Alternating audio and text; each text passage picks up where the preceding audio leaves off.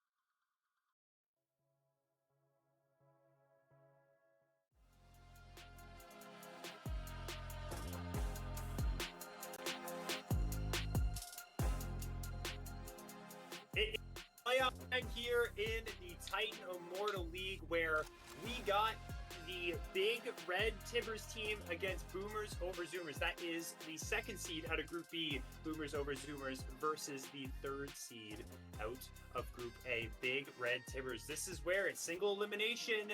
One best of 5 determines whether you advance or whether you go home. So these teams, they better be hoping they put on their best performances, because this is where it matters, right here, right now. Good evening, everyone. My name is Ferris. I'm here to show the world. I'm joined by the most colorful color caster in the West, Mr. Quacks himself. How are we doing tonight, my friend? I'm doing great, Ferris. I'm super excited. It's best of 5 season. Titan is getting into the best of 5s for all of their leagues. The divisions are finally going to be coming crashing down on one another. Blue Water is doing that stuff. Aegis is doing that stuff. Best of 5s are the new norm for the next month or so, and I could not be more excited. This is where champions are made, and this is where hearts break. And those are going to be each given to one of the teams today. One a heartbreaker, the other rising to the occasion. And like you said, it's Boomers over Zoomers against Big Red Tibbers. Two teams, Ferris, who we have had on this stream before, who we have talked about on this stream before. But we got a little bit more time, I think, to mesh with one more than the other. In particular, I myself remember a lot about Big Red Tibbers. This is a team that I think is super duper good at being just that. They are a squad of 5 players. They feel like a cohesive unit. And I think that's what best of 5s really test about you. How well are you,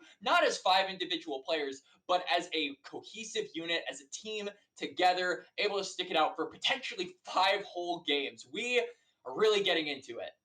And when you do end up dropping a game in a best of 5, you have to regain your mentality. So that team aspect that you're talking about definitely matters. Can you regain after a loss? Can you evaluate what went wrong in your game, adapt in the middle of a best of 5, because things progress in best of 5s. We can see like whole meta shifts in single best of 5s sometimes. So we could see things like that here. I would expect Big Red Tibbers are pretty happy with the way they ended up landing after the regular season, because that group A was very, very close. I think it Yes. was a 4-way tie, 3 and 4. They ended up securing the 3rd seed in group A, which meant that in this quarterfinal round, they were able to dodge a matchup against the 14 and 0 game score Drop Dead Gaming, which Yeah. the other team had to end up going down to face tonight. So Yep. this matchup against Boomers over Zoomers, I think they're a little bit more happy about. But I think Boomers over Zoomers themselves are more than happy to go against a team like Big Red Tibbers, right? They themselves, I would say, dodged any sort of Exodia squads. In particular, you've got Riddy's Ego that is still lurking around the corner. You always want to make sure that you're not going against these top teams. Drop Dead, you mentioned earlier. So yeah, Boomers over Zoomers as well has a lot of stuff up their sleeve. In particular, we got to talk about Gritty, right? This really has been the creme de la creme of 80 carries, I would say, in the Immortal League as a whole. I think Gritty is a super good player. I think the team understands it as well. The way they play around bot lane needs to be studied, because they are extremely efficient when it comes to making sure their 80 carry is fed. He is an efficient carry, and they scale well into the late game. And that's exactly the kind of strategy I'm expecting them to partake in today, where they play their normal style of League of Legends, but it's going to be up to Big Red Tibbers to try to stop stuff like that, to throw a wrench in that plan. And I would say that wrench, definitely Taziki. That's the one I have in mind. Yeah, Taziki, a top laner that has definitely impressed throughout the Immortal League. Doing my little bit of research, checking out what these teams are about, I did see some pretty stellar performances from that player. So to be able to counteract the very strong bot side that you're talking about there, Gritty and Jamarcus as well for the side of Boomers over Zoomers, definitely going to be the game plan. Nukes as well on Boomers over Zoomers has had some standout performances as well. Can be put into that carry position and deliver as well. Likes the AD mids, plays a lot of Yone, has played Yep. Yasuo, Corki, Tristana, and then to complement that, Gritty is also not afraid to play the mages as well. And sometimes you also see Rexilus to play those AP tops as well. So we could get a whole variety of strategies from Boomers over Zoomers as well. They could still focus towards that bot lane with the mage, but their play style can be a little bit different. And that's part of the Yeah. dangers of one of these really good teams. Absolutely. And I think it's one of the things, that diversity that you were talking about, Ferris, that can really come to light in a best of 5, right? When you get to games 4 and 5, when Fearless is really starting to take hold of certain players' champ pools, you can bust out the unorthodox things. The AP bot laners, like you said, the AD mid laners, like you mentioned. But the champions that I'm really looking to be, kind of the hotly contested one are actually the ones in the jungle. We haven't talked about Kaz and ASAP Aki a whole lot yet, but both of these junglers very keen and very prone to playing sort of a weak side style. Sejuani in particular, I'm expecting to be hotly contested. You were talking about that Yone Ferris. Sej Yone is one of the best mid jungle combos in the entire game. So if Yone isn't banned, if Yone isn't, snagged on away, then I would expect that Sejuani to go through, and I would say the reciprocal is also just as likely. And it really leads to like, what are these teams going to have up their sleeves? You mentioned the stuff for Boomers over Zoomers. Big Red Tibbers are a lot more orthodox. I will say the one caveat to that is Taziki himself. He's able to play some more lane dominant champions. If you look at his champion pool, you'll definitely see some anomalies in there here and there. But I'm really interested to see how in basically an elimination series, right? A do or die time because we are in playoffs, how comfortable they are unleashing some of those picks that, if they fall behind, could simply cost them an entire avenue of the map. Absolutely. We talk about picks, at least in top lane, as top lane goes, Taziki has played 10 unique champions in Immortal. So has that champion ocean, whether they've actually played all of those champions to the same level with each game, well, maybe not quite the case, but Maybe. things like Varus and Gwen, Kale, Pantheon. Taziki has a whole plethora of different strategies, even for Rexilus as well. Akali, Gwen, Vayne top, which I think he played into a Cassante. So we could see maybe a bloody top lane as well as focus on the bot lane here too. And we'll see if, maybe the game plan shifts towards that top side. Maybe the top side carry is in the cards. You talked about the supportive style that these junglers have, Sejuani, initiation picks. They can pick and choose which lane they kind of want to look towards. But I'm excited for that top lane pool as well. Even Sirius as well has 9 unique champions, so could see a whole lot of different things picked from these players, which, you got to love that. In full fearless right there, Quack. So you want to have a deep bag and a deep champion pool so that you don't get pinched out if this does end up going the distance. Yeah, absolutely. I personally think that, there's kind of a player I'm going to bust out some ACL knowledge here. There's a player in the ACL named I Am Sunlight, who is kind of a top laner for the Guangdong Flying Tigers, sort of an unorthodox team. And I would say Big Red Tibbers are mostly orthodox, except for Taziki. And I see a lot of similarities between these two players. Obviously, I Am Sunlight is like 1,000 LP challenger, but really, when you look at the champion pools, it is very similar. And what makes Sunlight so unique, what makes him so endearing to watch and to study and to look at and cast and what have you, is the fact that he is able to transition those lane leads on champions like the Pantheon, champions like the Cho'Gath, these characters that you would imagine dominate the early game, but then sort of steadily drop off as the game goes on. He finds other creative ways in order to stay relevant. So that's what I'm looking at here for Taziki in particular. How can you stay relevant? How can you not fall off while also effectively going around the map and causing problems, drawing pressure, and getting Boomers over Zoomers hot on your trail while the rest of your team continues to take tower after tower or dragon after dragon? That's a fantastic game plan. You need to have those skills if you're going to play those champions. Let's talk a little bit more about the bot lane while we wait for that game 1 draft to begin. There's a lot of good things about the bot lane right now. Really powerful picks. Some of the mages that we talked about earlier, things like Yep. Ziggs, can be first picked here on the blue side. Even things like Ashe as well. So you can also not only get dominant laners, but you can also get things that can set up the team to make plays happen. So out of your analysis here, Quacks, what do you think will be the most contested picks down here? Will it be more of what kind of 80 carries can we secure, or do the supports start to take more of that priority as well, being Maelstrom and Jamarks? Ferris, I've said before that I think,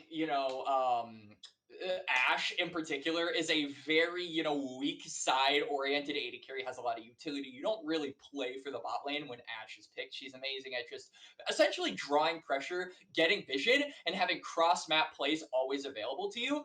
But both of these players are very prone to making Ashe a strong side AD carry. So I would imagine Ashe is going to be hotly contested. I still think that Corki is really, really good, so I think we'll still see that one picked up. We could see a little bit of aggression, though. I think Callista can also kind of be on the table, especially with how these supports like to play. We haven't had a lot of time to talk about Jamarcus and Maelstrom, but they are very aggressive in the game, both in the lane and when it comes to roaming, they're very proactive around the map. So I think that's going to be exciting to see, kind of clashing in this series. But that also means in the lane, they're going to be going at each other's throats, and not just each other, but the other team's AD carry as well. So if you have champions like the Callista, maybe even the Draven, if you want to get a little spicy with it, that would complement the supports sort of play style very, very well.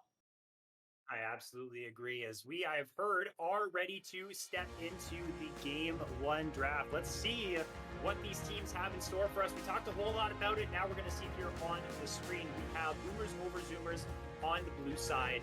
We have Big Red Tibbers on the red side for Game 1. We're seeing a Z band to start off the draft. Now, that is not something that you see every day, but Big Red Tibbers, Sirius did play the Z before, yes. So they just do not want to deal with that one. I mean, it's an assassin. Once it gets going, you are in a whole lot of trouble if you are Boomers over Zoomers, or rather, Big Red Tibbers are the ones that don't want to have to deal with that.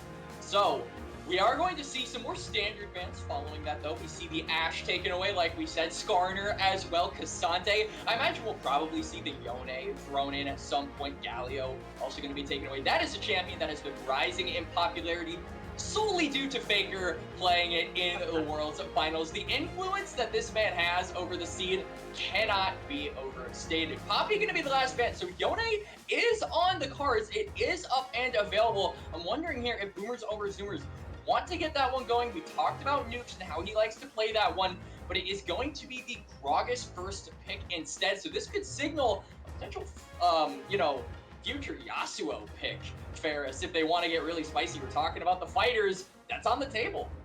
It's on the table. Nukes could pull that one out. The Gragas, though, is a flex pick. Could be a jungler.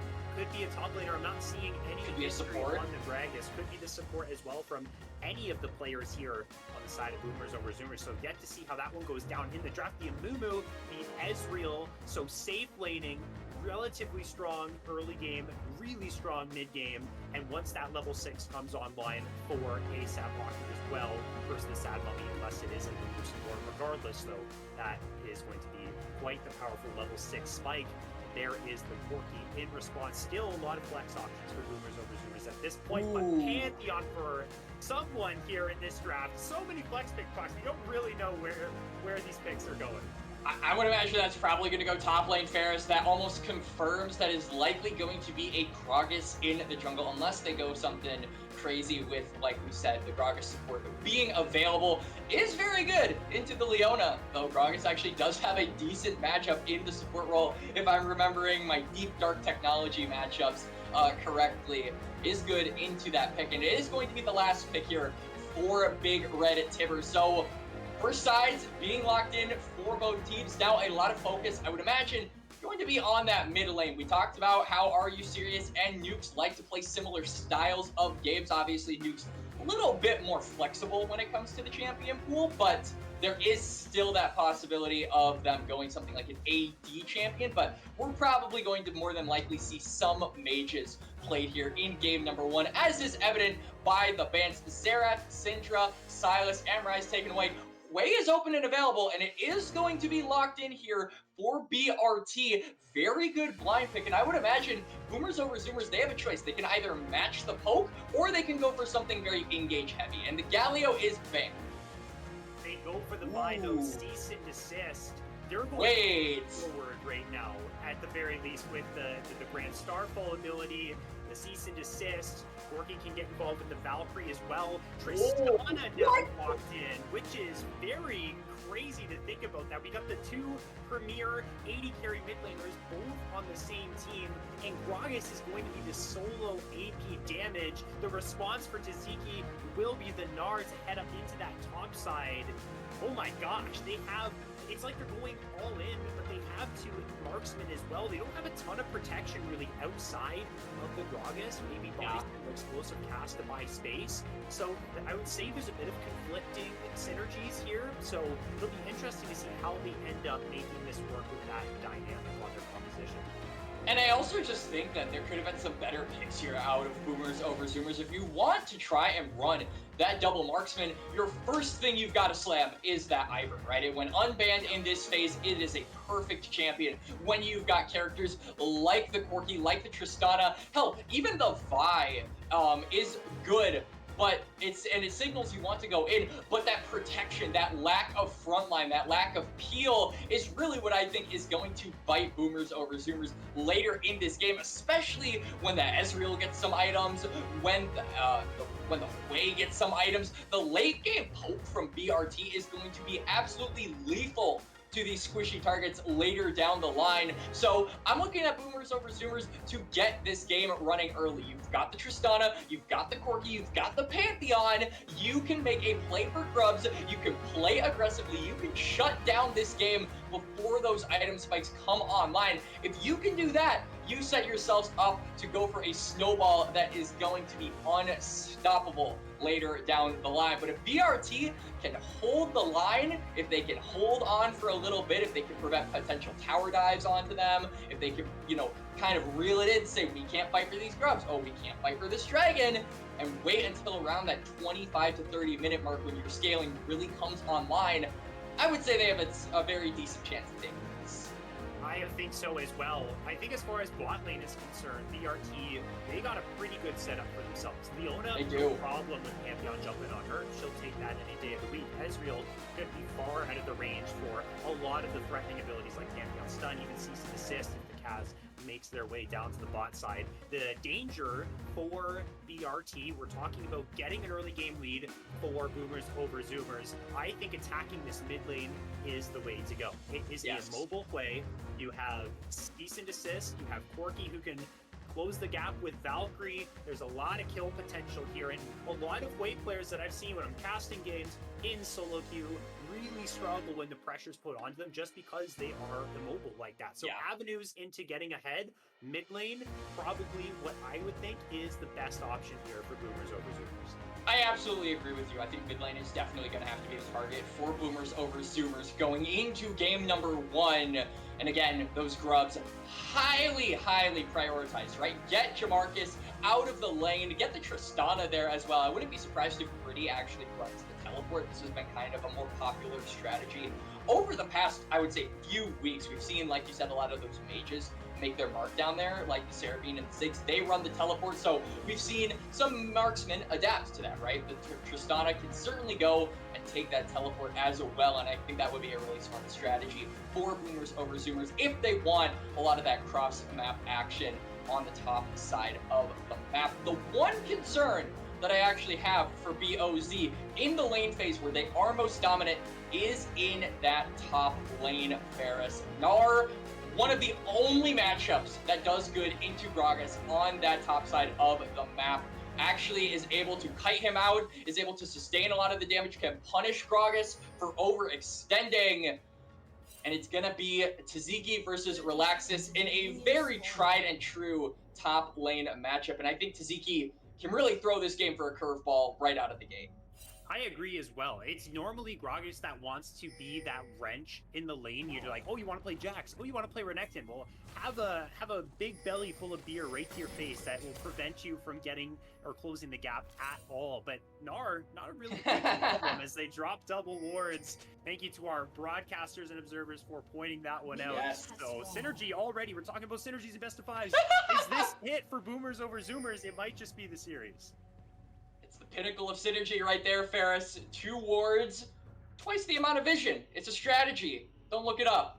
But as we go into the game, it's looking like the junglers are going to start on opposite sides of the map. Mirror clears both in the bot side. ASAP Aki, interested to see how this Amumu actually plays out pre-level 6. A lot of people like to talk about the Curse of the Sad Mummy, but until you have that, you don't really have, looking at the lanes, a ton of necessities when it comes to visiting and ganking these lanes. So I'm interested to see how he plays this one out. I want to just see him go for that full clear, but depending on how the lanes go, he might have to drop that and delay that level 6 power spike. And if that does happen, definitely beneficial to BOZ. Vi has much better gank potential with Vault Breaker than Amumu does with just Bandage Toss. There isn't really much CC that's applied afterwards. Maybe you could look bot lane if they're overextended. You can get that follow-up because Leona has some pretty good gank setup. But what you said about getting to the level 6 as quick as possible, maybe even depending on how delayed the first grub fight is, around that first grubs would be a perfect timer, because if it is Kaz who gets level 6 beforehand, it rates right around that time. Level 5s for junglers, these big spikes are rolling through, and it's really what determines what happens unless someone just gives up on those grubs. So looking at that level 6 timer, and I think power farming the best way to go is, my goodness, Nukes getting a good trade, but so is Taziki as well. Here's the player we were talking about. Rexalis doesn't burn the flash, holds on to that one, but taking some heavy trades. Relaxis going to manage to, like you said, hold on to that flash. Gragas, very good at sustaining as well, so will be able to get his health bar back up, combined with that potion and the passive. Not too worried, especially with a big wave charging into him.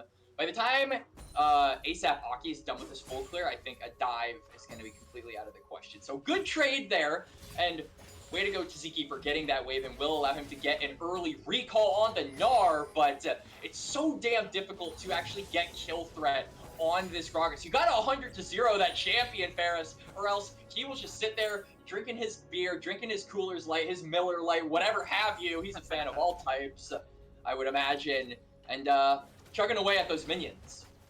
Yeah, it just gives him the power there. If only if it worked that way in real life, then it could be a whole lot safer, but no, he just gives him those superpowers, and he's all good to go. Rexalis didn't even recall, so back to full HP. I want to talk about Gritty and Jamarcus right now in the bot side. They have the priority. They have already gotten a plate. Maelstrom was afraid to really jump on Gritty when they were sieging those tower plates, and so this could be a source of that extra income in this lane for them, kind of playing it a little bit like a Caitlyn lane. And we already talked about how Gritty, such a pivotal and important player for Boomers over Zoomers, getting this lead early on like this, something to keep your eyes on before the junglers have even gotten involved down here. But not a lot to keep your eyes on. It's been a very sort of calm game, 4.5 minutes in. The junglers not making too many aggressive plays. I say that, and Jamarcus is potentially looking for an invade along with the Kaz. Aesop Aki's in trouble. Flash forward. They're going to try and burst it before he can get the flash out himself. They're not quite successful, but Aki forced to get out of his jungle and completely concede. Amazing recognition there by Jamarcus to roam on up. You do have to keep in mind that the bot lane of BRT is right around the corner, but that early vision coming out from the Vi, allowing them to get an advantage over the Amumu, and this is what we talked about, Ferris, trying to delay that level 6 power spike for the Amumu, make it so he doesn't get that Curse of the Sad Mummy in time for things like the Grubs, which will be spawning in a little less than a minute. That opens up opportunities for players like the Cavs to go on, take this dragon, understand that they have a tempo advantage. And realistically, BRT not going to be able to respond. The Grubs aren't up. They have no kill avenues across the board, and this is just going to be a steal. It's a pretty big state right now. They're going to be coming out on top in that regard, but the Amumu is in the area of the Grubs, so when that does spawn, depending on how quickly Kaz gets down here, they might be able to snatch them up later, but big wins for them thus far. And yeah, they're hanging around that Grubs. ASAP Aki looking to take that immediately. The tiers and the E ability should be able to take those relatively quickly. All that AoE damage that rolls on through. And so I don't think there's going to be a contest on this one. So they end up getting that back, but it's still pretty good for the other side. Kaz is in the area though. I mean, Nukes has priority. You're dealing with the Tristana. Yeah, he's going to manage to get 2, but ASAP Aki does not have the flash. On to Aki they go, but Taziki is in the Mega Gnar. Oh, they're going for it. Flashes forward, can't really get the value that he wants. Aki's going to drop. Nukes is here. It's 3 versus 2. Rexalis able to get a kill as well, and they take one Grub back for themselves. Boomers over Zoomers, taking full control already. And Kaz, the courageous, he charges in there despite the health disadvantage. Taziki loses Mega, so he's not able to shove the Vi into the wall. And Nukes and Relaxis manage to just get that Gnar off of their jungler. They utilize both of their ultimates and they throw that Gnar around like a bouncy house. And yeah, it's a 2-for-0. They get a grub back. Dragons are in their pocket. And a 2,000 gold lead on the horizon already for Boomers over Zoomers.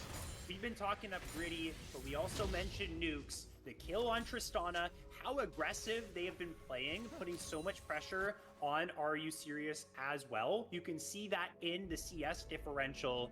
This Tristana now serrated Dirk in the inventory. Yeah. I expect to just amp up that pressure even more. Extra attack speed. Oh, hold on a second. What, are you buying the boots or not, man? Okay, he is buying the boots. Just to teleport through. Gonna stack that satchel charge a lot quicker. So pressure here for the Trist is going to go way on up now. Are You Serious, though, still does have that flash. It's a very dangerous game for the Hui at this point. You've got the upgraded boots, you've got those. You've also got the serrated Dirk. Like you mentioned, this is going to make trading patterns that much more deadly as Maelstrom goes in. Amazing dodge there by Gritty. Also manages to avoid the ultimate from Ezreal, and they get a little bit of trade back onto Maelstrom. The Leona, though, very tanky. Flashing forward, my goodness. Zenith Blade, though, good timing from Gritty. Honestly, it might have been beneficial if they end up baiting them in because Az was in the area. As more trading happens topside, it's the same old story. Gragas gets beat up, gets those extra healing from the happy hour passive, but now Aki's in the area for a potential dive. Let's see what they do here. The wave isn't too big. Yeah, this is a dangerous game to play. Aki does have the Curse of the Sad Mummy, but the wave has been thinned out. Relaxis does also have the cask, so that makes it very difficult for you to dive the Gragas. He is just going to be able to walk on out of there. And the Gragas gets away from the 1v2 round. Means that there is a potential avenue for the Kaz to respond, try to bail his top laner out. And looks like that's not going to be necessary. The Amumu going to bail out of this party, as is suggested by a skin. Or no, that's the Halloween one. I forgot my skins.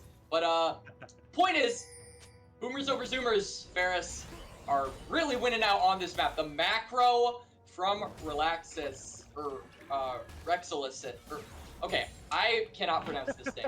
It's too hard. Yeah, I know, it's tough. Gragas, Rexilis, Rexalis, Relaxing. It's a whole lot of tough things to handle when you're talking about all these names coming forward, but yes, absolutely. In control, Boomers over Zoomers are. They haven't been able to really blow the game wide open yet, though. They have a comfortable lead. The next round of objectives are starting up here, so a choice has to be made by Big Red Tibbers. Are we in a position where we can fight this? We have our ultimates up. We're only down a little bit of gold. I feel like they will. They are in a position where they can win fights, but can they execute? Can they handle the pressure of maybe having to force their way back into the river after they've lost priority is the real big question around these ones. And pick and choose which ones they actually want to deny away. That 2 dragons or the 4 void mites from Boomers over Zoomers.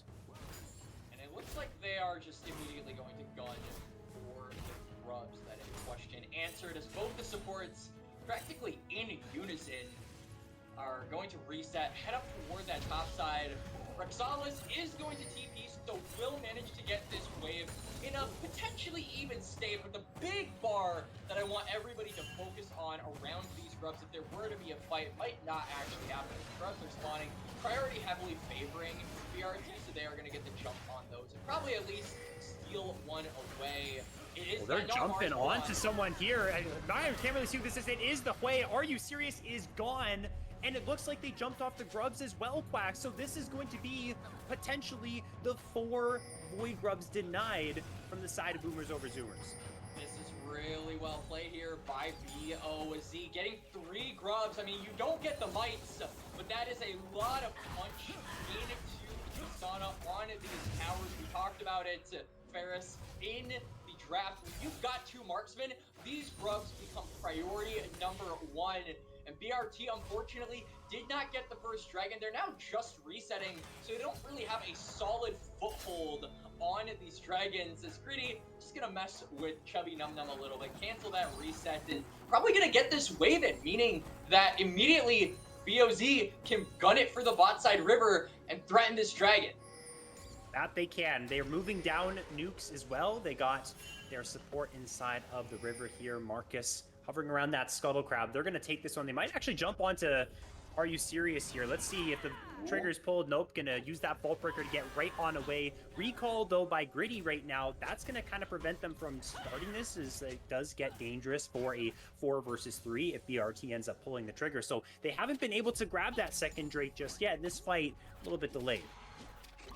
It's a little bit delayed. The one advantage, though, that BRT have, of course, you talked about Gritty going for the reset, so they have a potential numbers advantage for the time being, but Chubby Num Num going to be forced to push that wave in. It is that teleport, right? Taziki does have that summoner spell available, so if a fight were to break out in the Dragon, the Gnar can float on down there, whereas Rexalis not going to be able to do that. So I would imagine the hesitancy to go for this bot side objective is because of that. They know Taziki can join the fight. They're probably waiting on the Mega Gnar bar. Going on to Are You Serious? Flash forward from Marcus. He flashes away, but the reset on the rocket jumps are good. He's bunny hopping left, right, and center. Nukes picks up that kill. But they're going on to Gritty. They recognize that Marquez is not on the bot side. There's not a wave, though. Solar Flare misses, but the Curse of the Sad Mummy lands. Good setup for the True Shot Barrage. Chubby Num Num gonna pick that one up. Aki gets away with a good amount of HP. Wait, Jamarcus has R! Wall breaking forward. Grand Starfall. Kaz and Jamarcus are here to fight. They're here to stay. They get one. They're looking for a second, but Chubby Num Num Arcane chips forward, but that might have been a wrong mistake. That could have been the biggest mistake you've made, but he flashes away. He is kiting out. He got him! Alive. He cannot, but he will get one as Are You Serious teleports from the grave as well. What a sequence of events around the Rift. And BOZ, they win out in the 2v3 on the bot side. Grand Starfall, the global presence from the Pantheon comes up big, and they find themselves a huge advantage in that fight. We're gonna look at it again. Gritty, I have to give credit to him. He played that fight about as well as you could. That tower shot was probably 1 nanosecond from finishing off ASAP Aki, but the confidence coming out from the Kaz to go in, recognizing that his support has his back. They immediately punish Maelstrom for going in. Chubby Num Num has to go in to support his support, but he is all alone. The teleport is not quick enough.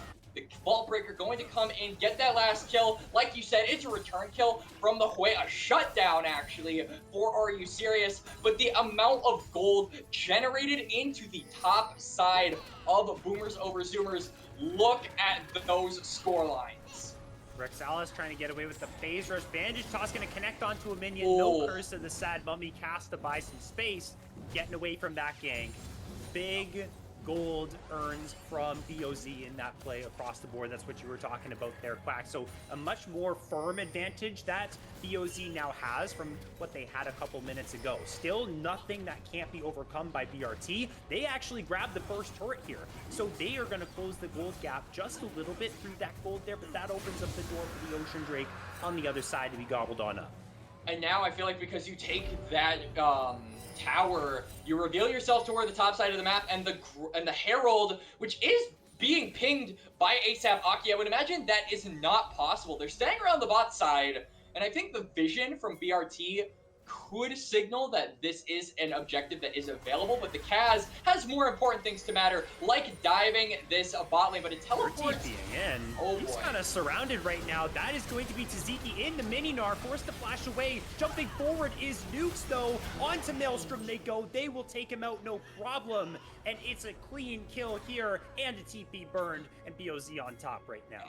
And Taziki with just a misplay on that teleport. You don't have Mega Gnar. You burn your flash to get out, but you get your support killed, and this just constricts what your team is capable of doing. Are You Serious has to kind of play cleanup crew on the bot lane. The reset has to come in from the Gnar. You feed another kill into yet another vital member of Boomers over Zoomers. And the snowball that we talked about, Ferris, just keeps on getting larger as the minutes loom by. Rexalis could be in trouble, does not have that tower to protect him right now, but it's just Taziki who has the distance closed, so he's just gonna be able to walk that one out. I feel like we've seen this many times, Rexalis absorbing all that pressure on the fat man in the top lane. Maelstrom. Maelstrom could be in trouble now. It jumps onto him, does Jamarcus. Now the Kaz is following it up as well. Rexalis wants a bit of the action here too. He gets his second kill of the game. Over the wall goes Nukes, but Chubby Num Num away with the arcane shift.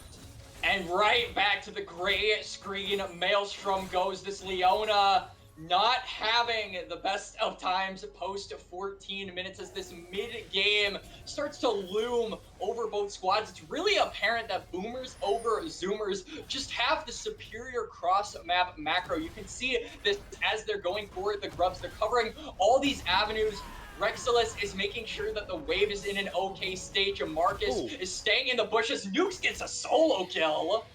And now what else would you expect from a 5-0 or at the time a 4-0 Tristana? Yeah. Solo in the mid lane over and Ezreal can close that gap so easily. Ezreal doesn't necessarily have that luxury of just using that arcane shift to get on away. So honestly, we talked about how Gritty was paramount to the success of Boomers over Zoomers, but right now it's the rest of the map that's doing it all. As Grand Snowball Nukes is flanking as well. Serious, hey bro, I don't like your odds here right now. You can try something crazy, but he's gonna need a miracle to pull that one off, and another one this time it's going to Gritty. And he's saying in all chat, are you serious? They sent 4 people after him, and he's throwing his hands up in the air. I can hear him audibly saying that, by the way, as it's just more cross-map plays. They go for the Herald, they go to the bot lane, they punish Are You Serious, they get a kill. They're gonna drop that Herald in the bot lane more than likely, and it's just gonna mean more advantages into the pocket of BOZ. They already have the dragon stacking as well, for crying out loud. Every advantage so far in this 18.5-minute game is going the way of BOZ.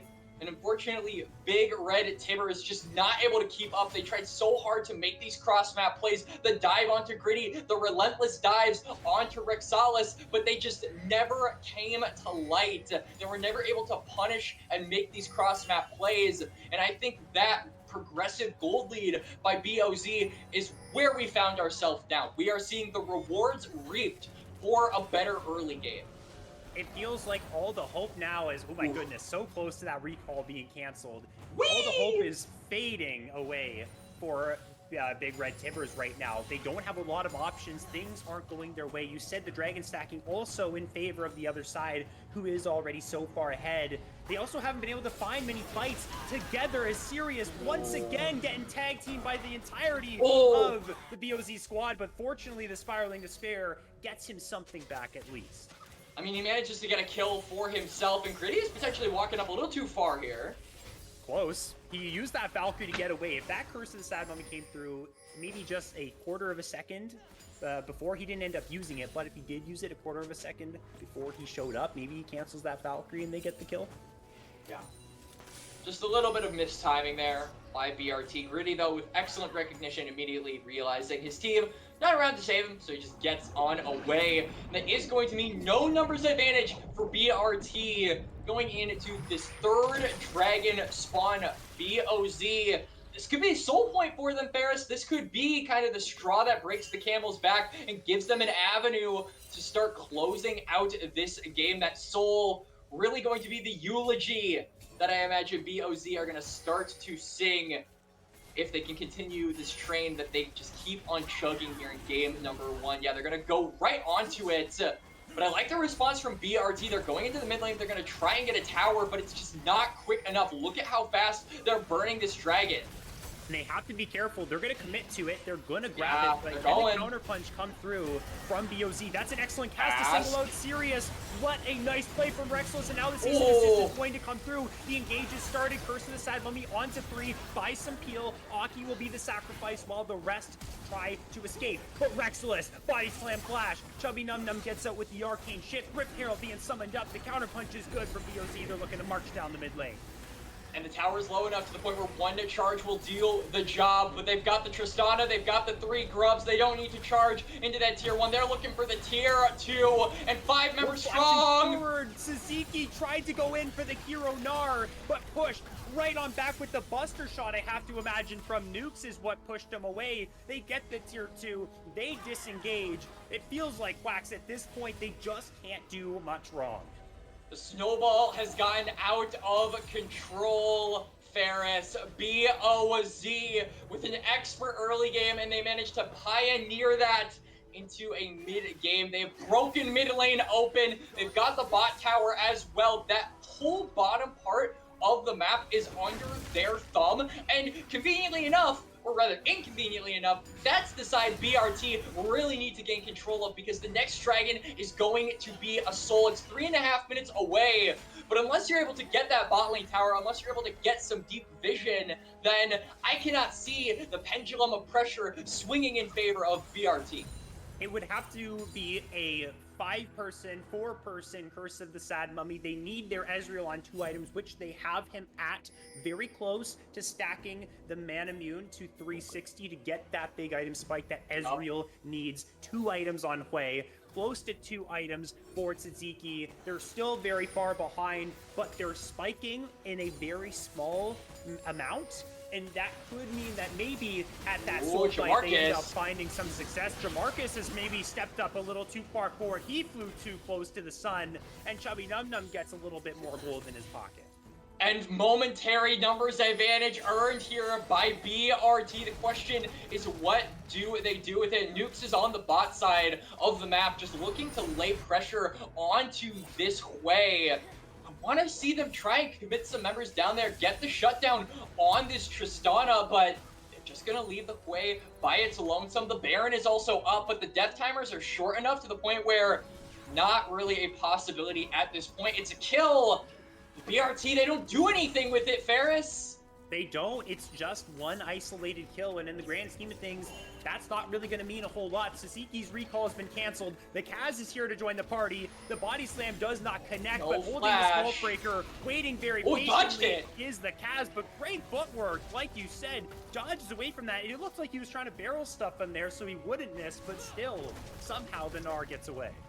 But it's a TP committed here by Are You Serious? In a 4v2 at the moment, BRT could look for something. Maelstrom is in there. Maelstrom uses the Solar Flare, forcing the flash off of the Kaz. So at the very least, in the next 5 minutes, that one won't be available for the buy. Not going to be available, which means that a decent amount of safety for the Kaz has been lost. He goes in for the ultimate, the cease and desist, but getting out, basically another story, right? As we are going to go for a replay, or not. It's a split screen on the same champion. We get to see Nukes potentially get a kill twice, or get to see Jamarcus die twice in a row. There we go, back to the live as Tzatziki is going for a flank, has the Mega Gnar very, very close.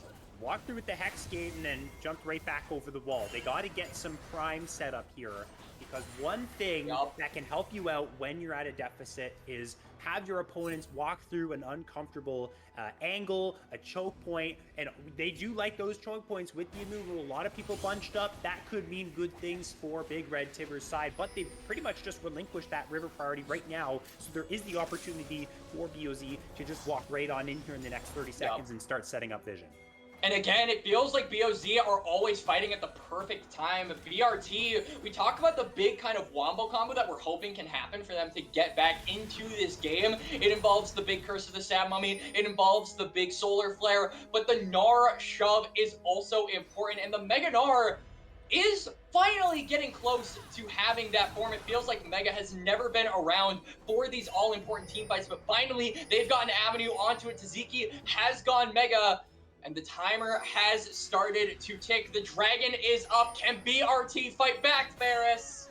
It doesn't look like they can, because they're getting engaged upon. It's Sirius by himself. He flashes into the brush to safety, but the rest of BOZ are just pushing the mid lane. Oh my god, wait, they got the kill! Solo killed Chubby Num Num, so now it's a 5 versus 4 across the map. Now they're going to start the playoff here, 4 versus 4 for the moment. Explosive Cast going to knock back a whole bunch of people, and Sirius is gone immediately. Tzatziki's the next target. He's no longer in his mega form, so he falls quicker than anything. That's it! That should be the game, and what dominant fashion here from BOZ in game 1. And screw the dragon, screw slaying that. Let's slay this game number 1 wide open. Ferris, it is going to be a 26-minute win here for BOZ. Dominant would be putting it lightly. And that is going to be a clean game 1 win for Boomers over Zoomers. BRT fans, a little bit worried after this game, I would imagine, Ferris, as that could be a worrying sign of things to come. It is an absolute worrying trend. I think heading into this, we could have said that Boomers over Zoomers were the on-paper favorite. They have the better record, and they didn't have to run through that whole gauntlet that the side of Big Red Tibbers did with the whole 3-4 situation in Group A. But that was really dominant. That was not really close at all. There weren't a whole lot of moments. You know, you could say in some series, in some games, oh, this team had a glimmer of hope here. They had bright moments here, but can we really say that for BRT right now? It just felt like throughout the entirety of it, BOZ was just in full control and got everything that they wanted.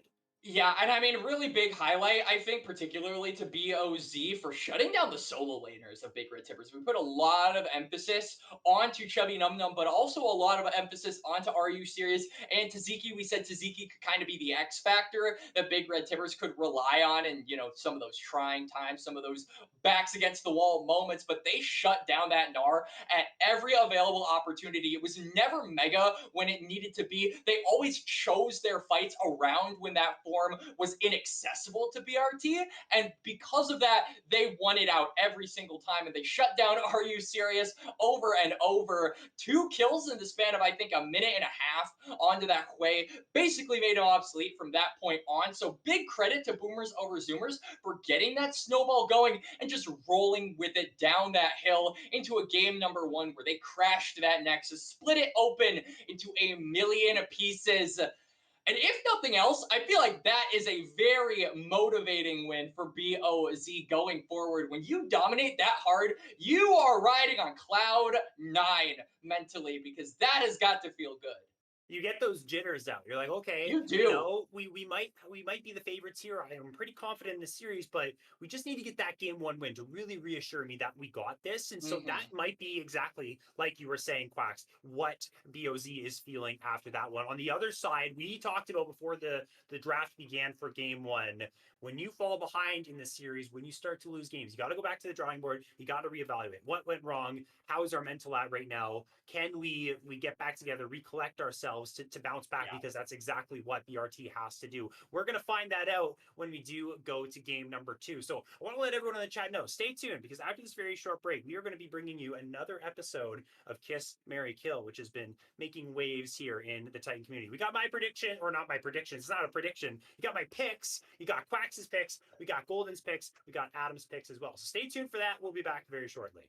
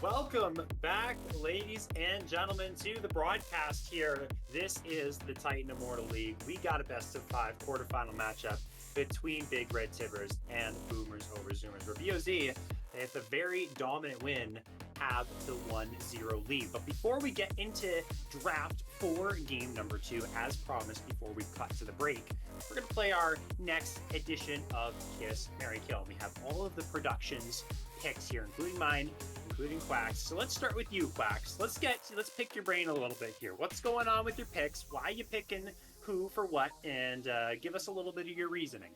All right, so let's get the elephant out of the room. I'm the only one that said I would marry Heimerdinger, and first of all, let's get this out of the way. Heimerdinger is a nice guy, all right? Nothing in Arcane has said that this man is mean. In fact, he's great with children, he's great with communities, and most importantly, he's great at building stuff. Ferris, imagine what he could make you, right? You want a Christmas present, you want a birthday present, boom, right there, he can make it. Immortality be damned, that's not important to me. He already looks old, so when I'm old, I'll be able to match. So if anything, the relationship is only going to get better as time goes on because we'll look more like each other. Obviously, I won't have fur, but I'll look old, right? Maybe I'll grow a mustache as well. So that's my pick for Heimerdinger.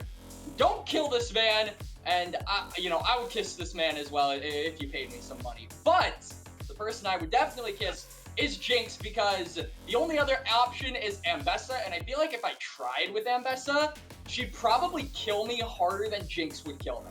That's the only reason. I think Jinx would probably shoot me. I think Ambessa would throw me in a dungeon. Okay, so you would prefer death over the lifelong incarceration then that you believe Ambessa would give you if you just rubbed her the wrong way. Okay, I can see the angles here. I'll break down some of my picks now. My turn on the stage here. If you were watching Titan Conqueror yesterday, you would have already seen that these were my picks here when we did that episode over there. But I'll reiterate it for any of the new folks here. So I'll start with, my whole choice between Jinx and Ambessa. Ambessa, if I get to marry her, I get to probably rule at her side, whole big empire for me. I'm going to be living the good life, as long as I don't tap into that psychotic side. But you and I differ a little bit, Quacks, because I think Jinx more psychotic than Ambessa is. So if I were to marry Jinx, then I think my life would be in danger a whole lot quicker than Ambessa. So I was going to give the kiss over to Jinx. I think that way I can be a little bit more safe, and she's pretty cute herself, so then I can end up doing that. And then Heimerdinger, I just felt that, he's into science. I'm not very smart myself. I'd have to bend over really far to give this guy a kiss. I'd hurt my back or something like that, and I'm standing pretty tall. So honestly, wasn't really feeling it. Had to give him the kill there. So those are my reasonings, and you guys in chat as well. You can see Golden's picks. You can see Rare Adam's picks. A little bit different than us as well. But yeah, they chose what their picks were. We broke down our picks as well. And there's Golden's big question inside the chat. So if anyone's got an answer for her, because she is dying to have the answer there, then please, by all means, go ahead and answer that one. But that was... Well, you know what my answer to that is, Ferris? My answer... What is it, Quacks? Is there's only one way to find out. I suppose there is. Yeah? Hey, you're the guy to find out. There are no crimes against the Pokemon, Batman. That's right. To quote a famous video. Anyway, the person to find out. Yes. Okay, moving on to other thing. We were still casting a best of 5 here. Like but this is what this is meant to be, comedic relief. And now we can turn back towards our series at hand here in the Immortal League. That is Boomers over Zoomers against Big Red Tibbers. Now, that was a dominant game, Quacks, and there's really no other way to put it. That looked clean from Boomers over Zoomers. They looked controlled. They knew exactly how they wanted to play their composition. They played it just like you and I talked about in the draft. So if you're Big Red Tibbers, what changes here? What do you do to prevent just another rinse and repeat stomp of a game just like this? I mean, I feel like Fearless kind of helps in situations like this because you Yeah. won't have to deal with the Corki, you won't have to deal with the Tristana. The just amount of rollover power that BOZ had in game number one, I think is very difficult to replicate without having those snowbally champions in the mid lane. So I think it is a little bit favorable that that's not going to happen the same way it did in game number one for BRT. That said, if I'm changing one thing about BRT, it is just recognizing when not to engage, when not to go in, and most importantly, when to actually go for those cross map plays. Those cross map plays, time in and time out, you were trying to dive a Gragas. For the love of God, saying that out loud hurts my brain. What do you think I was feeling when I had to see it on the screen, Ferris? It was painful to watch. That as a champion, you cannot dive. It is literally impossible, scientifically proven by my husband, Heimerdinger, who I will say has told me a lot about that. And overall, very difficult champion to actually punish. So it was a good draft option by BOZ, but a very bad decision by BRT to play into it over and over again and get nothing in return. We talked about Tzatziki and the player that they are for BRT. They can pop off. They can bring really stellar performances. They just, and maybe they envisioned that with the Gnar. They said, okay, we have a little bit better of a matchup. You and I talked about how Gragas doesn't necessarily do as well as he would like in other matchups against the Gnar. We can play towards him. We can get him online. It just didn't pan out. The stars didn't align. Yeah. The Gragas, it just really didn't work there. So maybe a different pick for Tzatziki, something that he can really come online with, can Something really aggressive, blossom yeah. into the late game, aggressive, something that he can carry on, and then keep with the weak side bot lane. Ezreal, Ashe, like we talked about, those could potentially be avenues for BRT to get Tzatziki online and actually get themselves a win condition brewing for themselves. Yeah, I mean it's a tough call if you're BRT. It really kind of just felt like the draft was difficult for them from the get-go. The amount of snowball potential BOZ's draft had was very difficult to melt. But on the other side, it just kind of felt like your comp didn't have a ton of oomph, right? And but what I mean by that is you didn't have a lot of agency in the early game, which was the one that you needed to most proactively prevent BOZ from rolling you over in. So it almost feels like BRT were playing a draft that just essentially let boomers over zoomers get those power spikes and get those snowballs running. So I think they just need to try and combat the style of BOZ in game number two better because they've got themselves a style. They've got themselves a meta that they have stuck to throughout the regular season. It's one of the reasons they're here, Ferris. And I want to see more of that. I want to see more of that proactivity in that early game decision making because as it stands, what we got in game number one, I don't think that's what BRT are actually capable of. No, I don't think so either. I love the point that you made. You need agency. You need something that's going for you in the early game that you can play off of. If you don't have any plays to make, and the other side has, 3 winning lanes, they're making all the plays, it's going to turn out into that game like we saw in game one. So, I mean, if I'm just brainstorming off the top of my head, things that could change, maybe something that can contest the bot lane a little more. I know that Chubby Num Num loves the Kaisa. And you Yes. can pair that with Rel for Maelstrom, Leona, like they played in game one. That has a whole lot more dueling potential. Maybe get more of a early game focus or pre-level 6 focus jungler for the side of ASAP Aki as well. Get involved in the bot side, make plays happen, utilize that early strength, and then you can put Tzatziki in a soul lane where you think he can win 1 versus 1. I'm just brainstorming ideas, things they can do. Agency is the perfect thing that you brought up. You need something to play for early on.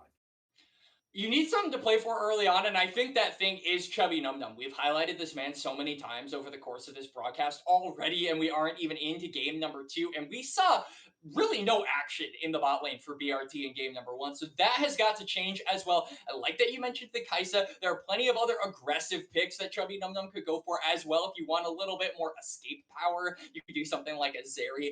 That's also optional. Something that plays, though, into the regular style your comp is used to felt like the bot lane's agency was the one that I called into question the most. Champions like Ezreal just don't do the job for the style that your team is known for. So I want to see them change that up. I want to see them get more aggressive down there, and I want to see them be more proactive toward that bot lane, whether it be stopping the dragons, stopping ganks from Kaz, or just getting Chubby Num Num ahead like we would hope. Well, we are ready for Game 2 draft, as I have heard. So let's head right on in and see what these teams have cooked up for us. The swap did not go through for the side. So BRT, they still want that red side. You can see the picks that are not going to be played in this matchup because of Fearless. So you know which picks cannot be picked by either side. And deeper and deeper we go into that series again, that's going to limit the pools here. But the bans to start us off, though, going to remain relatively the same. And if we do get deeper in, those bans will start to be taken away from these two teams. This is kind of the caveat with playing in a Fearless format where those champions are no longer available. The characters that gave you such a headache in the game before aren't there to give you a headache again. You basically have built-in Excedrin for those migraine champions in the next game. So we are probably going to see a similar ban phase here in game number 2. The Zed taken away, the Zera taken away, Galio off the table as well, Starter like you mentioned, Ferris, Cassante, and I would imagine our last ban probably going to be something, the Poppy, something similar that we saw in game number 1. Ashe is still available, by the way, Ferris. The Yone is still available. We could see some crazy stuff like we saw in game number 1, but those power picks are still on the table, and immediately BOZ are going to snag that one away. BRT's response, again, we talked about it. Get something for Chubby Num Num, get the Zeri, get the Kaisa, get a Hyper Carry. Jinx is also available if you're really a fan of Arcane, and it looks like BRT are.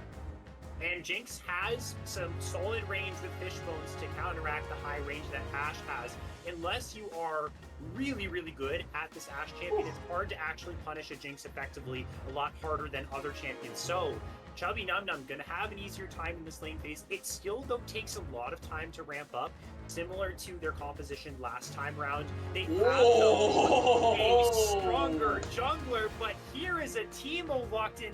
Is this top lane? Is this jungle? Because we've seen some Teemo jungle in League of Legends recently as well that recently got nerfed on 14-23, but Quacks, I'm not sure if I've actually ever casted a Teemo in competitive before. I am trying to think of a time I have. Maybe once it happened, but yeah, Teemo is an excellent counter into the Xin Zhao. Xin Zhao loves auto-attacking. What does Teemo do? He's got a blind. Ladies and gentlemen, furthermore, to add motivation to BOZ getting that Teemo in the jungle role, it's Kennen in the top lane for BRT, a notoriously difficult matchup for the Teemo. So again, we're playing into this thing like we did in game number 1, Ferris. It's a different flavor, but it is the exact same style. Double marksman, you get something good with the double marksman as well, that being the Braum lock, and those concussive blows are going to be very easy to proc later down the line once you group up those 3 champions in a lane. And BRT have got, I would say, a much more cohesive draft this time around, very AoE, very team fight centric. But again, we're really looking at those level 6s so far to be the breaking point. Seraphine gonna provide some poke into the Braum in the lane phase, gonna give him a hard time as well. So overall, this Jinx, she's relatively well protected. Let's see what the pick is gonna be in the jungle. It's actually gonna be Maokai. I was thinking maybe something more aggressive this time. Okay, Mumu, it's full fearless. I almost said Mumu. Don't listen to me in that regard. But maybe something like Jarvan that can jump on in, lock some people into the spot like Jinx. But they're actually gonna end up playing more towards that full peel situation. They have Braum, they have Maokai. Now they have Swain locked in here too, who actually really likes the fact that Xin Zhao and Kennen are diving right on in.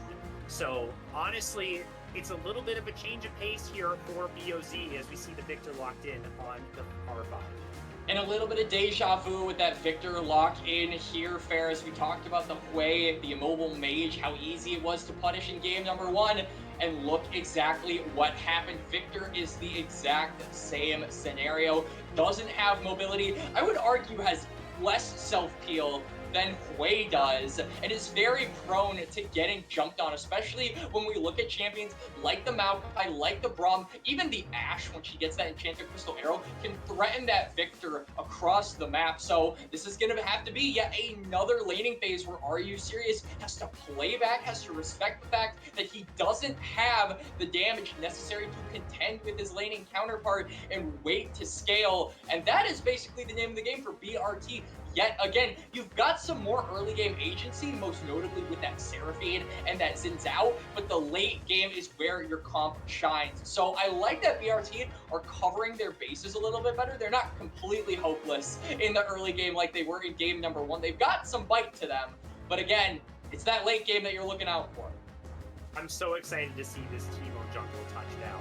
I'm so excited, man. I know it's been making waves in the community. It did actually get addressed by Riot, so much so that they nerfed it. They took some power out of the Teemo jungle to skew him back to the top lane. It doesn't seem like BOZ care about that. They love the synergy that you talked about, or the counterplay into the Xin Zhao, the blinds, everything. My only question is, so this has to be more of maybe a power farming jungle. The gank setup here really isn't mushroom. Teemo going to have to rely more on his team to make things happen here. Yeah, pretty much. I mean, he doesn't have a lot of innate setup, but I mean, look at the team that he's drafted. Yeah. You got the Maokai, instant root. You've got the Swain, stun, plus a slow. Ashe is Ashe with Braum. So there's a lot of setup. There's a lot of ability for Teemo to get out in the lanes. But I mean, we're looking for him to power farm. We're looking for him to get those Noxus traps around the map and just be an absolute menace in the jungle. And I think Teemo Shrooms combined with the saplings, once we get to around that third dragon, when the teams are starting to kind of maneuver around the map more, going into those bushes is going to be a nightmare for BRT, especially without really a dedicated frontliner. This can be a dangerous game. Again, if that snowball gets going, this time for the Teemo, I would say, though. I can just imagine Taziki going in for a big slicing maelstrom play and running into like 2 shrooms that just slow him, and he can't actually get in with the slicing maelstrom and he just loses his mind. I can foresee very frustrating things about those noxious traps. Absolutely. As we are on to the Rift for game number 2, can BRT bounce back after a very unfortunate game 1 loss, or will BOZ take over the series and put BRT's backs against the wall with a game 2 win? That is what we are going to find out right now, right here, as we see they might run into each other, Quacks. This is a bit of a dangerous game that BOZ are playing, but they recalled a member. The Jinx is not there, but it has been Rexalis spotted out. Gonna try and get the concussive blow stacking. Taziki, nice feat there, dodges away from that skill shot. The volley slow, not enough to bring the Ken into a dangerous spot. So we could have had disaster. In the end, we just have them finding each other in the jungle. Wards are placed down up top in the red side jungle there of BRT. And they're gonna just walk it on out, and we'll have a pretty standard start for the game. And good covering here by Jamarcus and Gritty. They got that deep ward on toward the top side of BRT, so they will be able to spot out where that Xin Zhao is, as we have got a split map here, just looking the opposite sides. The junglers are going to be starting, I believe, on opposite sides as well, but that bot lane really is the name of the game, Ferris. How is this going to pan out? Gritty and Jamarcus definitely have a lot more kill threat in the early game than Seraphine and Jinx, but once those levels start to come through on that W for the Seraphine, this is going to be very dangerous. Concussive blows are proc, cleanse, burn, flash, Gritty. burn, flash forward from Gritty, last auto attack. The heal From Maelstrom saves his carry. But right on cue, you said you favor them in the 2v2. That is exactly what we see, is utter dominance right off the hop, level 1. Exactly. Amazing recognition there by Jamarcus. Immediately goes for the ignite. They go and they put their foot on the gas. The heal, though, to save Chubby Nums alive, but it will mean shove in this early game for the bot side of BOZ. Now, I am curious if Kaz, having a bit of superiority in the dueling, the Teemo being able to blind this Xin Zhao, make it difficult for him to go for those auto attacks. If this Teemo decides to maybe cut across his pathing and look for an aggressive play that is open and available with the way the priority is swinging, but it doesn't look like they are going to make a use of that just yet. They are perfectly comfortable having this Teemo power farm, get to that level 6, like we said, Ferris, and make sure that late game is being prepared for as early as possible. Absolutely. And again, it's the same type of thing from game one, where yes, there's more of an aggressive jungler in the Xin Zhao for ASAP Aki, but late game is the name of the game for BRT. Can they get there this time? Can they get themselves into a spot where they aren't behind like they were in game number one? It doesn't look very good to start off this matchup, as already both summoners burn very close from Chubby Num Num to fall flat on their face in the early levels. But let's pay attention to what ASAP Aki can do here with this potential counter gank or gank rolling through. I believe they saw him on the Tribush ward. ASAP Aki, his presence likely seen. Meanwhile, the Kaz, though, on the scene. So a 3v3 is a brewing, and that passive from Teemo could help him in just dodging out this vision. And actually, without the Ashe having that summoner spell, I think it is actually very difficult for Gritty, but they're going to go into the fight anyway. They're going to get the concussive blows onto the Seraphine. She flashes away. The Braum now in a bit of trouble. He's half HP. Flashing forward is the Kaz. ASAP Aki! ASAP Aki. They have found him. First blood to Gritty. And Nukes is here as well. Nevermore going to go wide. So this play shouldn't continue. The Jinx Seraphine should be okay, but jumping right into the beat drop is Jamarcus. That was a mistake there, and Jinx is able to get one back. Jamarcus gets too close, and Chubby Num Num. I mean, Jinx said it best. You're the kind of guy that likes to get in close. That's exactly what the Braum did, and he paid the price for it. 1-for-1. BRT, though, getting their carry online in this early game. A good look for them at the end of the day. It is perfect, because they must have been feeling bad after that play happened. They were trying to set something up in the bot lane. They didn't quite get it. The Kaz read it nicely, and that little blunder there from Jamarcus makes it not so bad in the end. Now seeing the BF sword in inventory for the Jinx, working towards those newly buffed Yuntal wild arrows, but ASAP Aki looks for a dive. The Kaz gets one. He's probably going to get two here, Quacks. This Teemo is now unlocked and ready to go. Oh yeah, 2-0, and the Kaz is online. Rexalis is going to be able to TP back, pick up some of that wave, so it's not all bad for the top laner of BOZ. But everything is going right for the jungler of BOZ. He's got that recurve bow. He's got those boots. He's going to be able to finish up this quadrant, and then kind of has a bit of a choice. He can continue to go for his full clear, or with the priority that Rexalis will be able to generate on this top side, pushing that wave in, he could go straight for the grubs. And it looks like ASAP Aki is looking to read this, understanding that the top side of the map is not in his favor. So as a result, he'll set up for the dragon, as he has to smite the crab away to prevent it getting stolen. It's so hard to speculate what's going to happen with the Teemo's lead. Obviously, we know he's going to be very strong. We know the kind of damage Teemo can do, but this is just not something you see in a competitive sense every day, let alone any time at all where the Teemo is fed when it does get picked up here. So it's honestly, I'm going to sit back and just watch and see what the Kaz can do. They trade the objectives across the map, prioritizing these grubs. Again, two ranged champions can knock down those towers very fast, especially this time if they get the same lead they did in game one. They can really utilize that extra damage to get some more structure gold in. And they allow Rexalis, who does have that unsealed spellbook, to smite away that last one. So a bit of intuition given over to the Maokai at the end of the day, as ultimate is popped by Taziki. But that lightning gonna go into the void, as the tree this time around unmoved by that. Absolutely. Might have just been to, I thought maybe just to clear away the wave, thinking that there was a gank threat, but now he's stayed. So obviously not too worried about that. Just overestimating the damage potential, or thought he was in some type of danger and had to utilize it. That is a question that remains to be answered. Nonetheless, though, Taziki in this lane, 60 CS, 235, doing quite well for himself. Much better than he was last time around. We wanted a better lane for him. Well, he's having his way right now. Absolutely. I mean, the CS difference alone is nothing to scoff at. His Gritty is very so low. Close to falling here. Gritty has to flash away. Does hit the level 6. Kaz is in the area. Maybe they can make something happen underneath the tower. Kaz is seen on a ward, though, so as a result, Chubby Num Num and Maelstrom gonna go for the reset. ASAP Aki on the top side of the map could look for something aggressive because they know where the Teemo is. Rexalis, though, does have that flash available, so a tower dive going to be very difficult. So it looks like we're not going to see anything too aggressive from BOZ, but an aggressive play could be on the horizon for Big Red Tibbers. We can see the Zid is in the area, but doesn't want to chance it. Taziki taken very low, and without the ultimate, not sure they want to go for it. But they're gonna do it anyways. ASAP Aki, level 6, has Crescent Guard. Rexalis has Flash. Here comes the Nature's Grasp. Twisted Advance, forward, Rambo Smash. What an excellent escape, using the kit to perfection, and gonna walk right on out of there.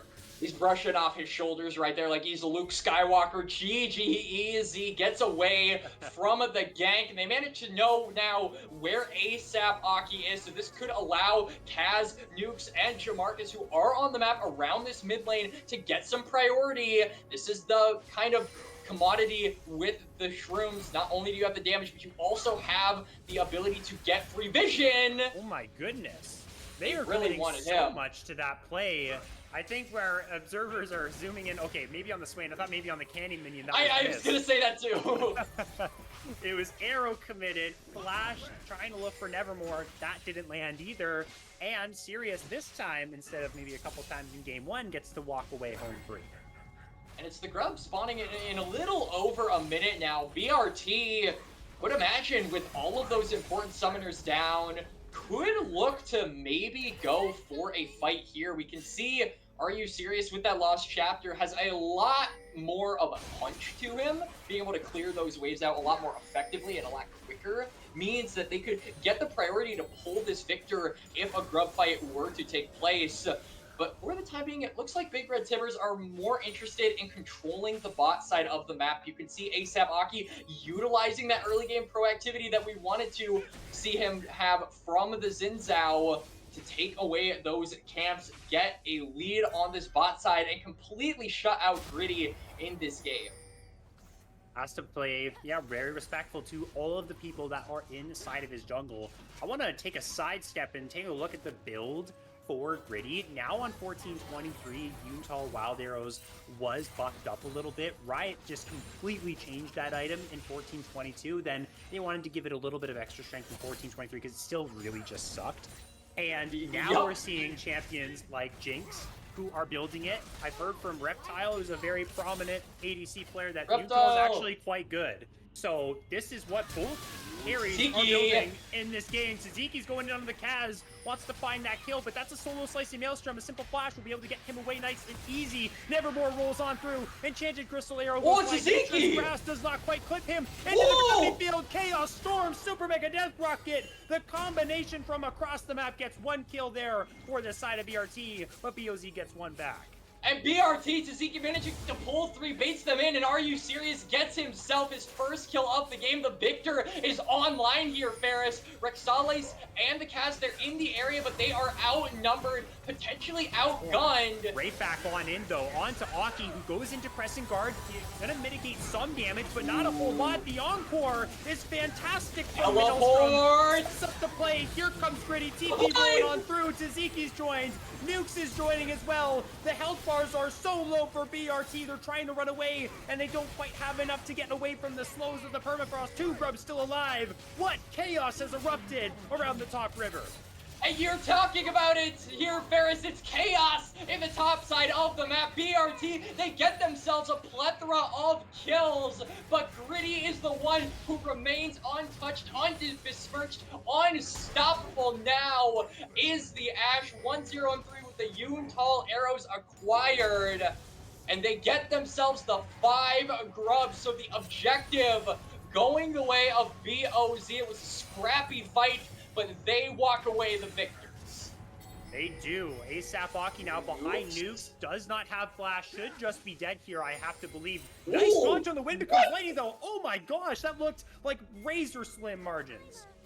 But now it might be Maelstrom in trouble here. He gets we caught go. out. Maelstrom's now caught out. So look at that. Nukes with the fancy feet transforms that play into +1 for BOZ. And it's not razor sharp margins there for Maelstrom. It's razor sharp claws that will meet the Seraphine. Another kill going over to BOZ. And the Dragon will be their prize. They're going to equalize that neutral objective 1-1. And it was looking good for BRT in the early game, but still it feels like BOZ, despite the gold lead, are in control of this game, Ferris. They are, for the moment. The one saving grace that I'll point out is the fact that there is still a lot of gold on the key carries of BRT's side. That being Sirius, 2-0, relatively good CS numbers as well. 1-0 deathless on the Jinx for Chubby Num Num. So they can still play for that scaling. They lost out on a couple of plays, but by no stretch of the imagination are they in the hole just yet. But let's see what happens here with the Kaz getting involved. I might have just cast her, Chris, guys. I'm so sorry. I do this all the time. Seraphine drops, but the Jinx stays alive. The Maelstrom goes down yet again. Mr. Chubby Num Num left all by his lonesome on the bot side, but it doesn't look like Kaz, Gritty, and Jamarcus want to push their luck. They're not going to go for a redive, and probably smart. The Jinx has both the summoners available, as well as the ultimate, so could just as easily survive and get a kill to go with it, but it looks like they're interested in going for a 2v1. It's pretty simple. The Braum takes the tower. He might trade 1-for-1, tries to flash away. That's not going to work. The wave denied, though, overall. Going to get a net plus here in the gold department. Yup, and 3-0 and 3. Gritty, one of the big titans on the side of Boomers over Zoomers. We talked about him in the draft phase of game number 1, Ferris. He's coming up here big in game number 2 on this pick. BOZ, their marksmen, just like in the previous game, are so online here. 14 minutes in, it's going to be a tower going over to BOZ. Now the Ashe is completely unleashed, only helped, I would say, by the Hex Gates being present on this map. It just means that BOZ are able to maneuver the map so much quicker, so much easier, and so much more effectively. And that's saying a lot, because that's been their specialty this series. It absolutely has. And what can they do now with all of this new life that they've found for themselves in this one? They had a similar situation in game 1. They made the absolute most of it. Can they do the same here? I don't think it's as easy as last time, so this will be a testament to them here. What can they do with the lead that they have? How well can they utilize Gritty and his utility across the map? And those noxious traps from the Teemo as well. They're going to grab the Herald. They have 5 Void Grubs. These are a lot of tools here, Quacks, to blow the game wide open. But what kind of defense does BRT have?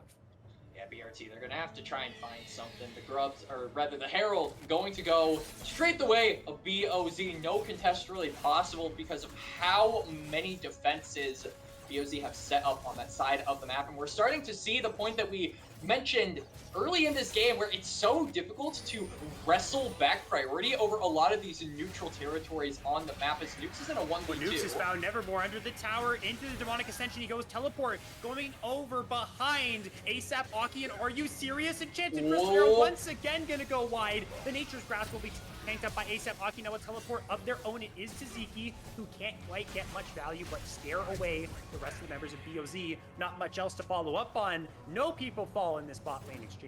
I mean, it was a good look from the side of BRT, recognizing that a lot of the members of Boomers over Zoomers were in the mid to top side of the map, but they aren't able to finish the job. Forward onto Taziki, slicing Maelstrom available. 2 people locked up in that. Sirius follows up with the damage as well. Fisher will knock him up, seal his fate. Rexalis grabs that kill, and the rest of BRT are headed for the hills. Yeah, the Kaz was right around the corner. The Teemo making the difference. The Maokai Bell gonna scoop that one up for himself, and it feels like, you know, the 2 big carries so far in this game, Ferris, are magic damage, right? Are You Serious is definitely the most present carry for BRT, but in terms of damage, you gotta look at the Kennen, and so that means the job of this Maokai in terms of building becomes a lot more simple, where you just need to get that magic resist off as soon as possible, and suddenly you're super difficult to kill. You're nigh immortal.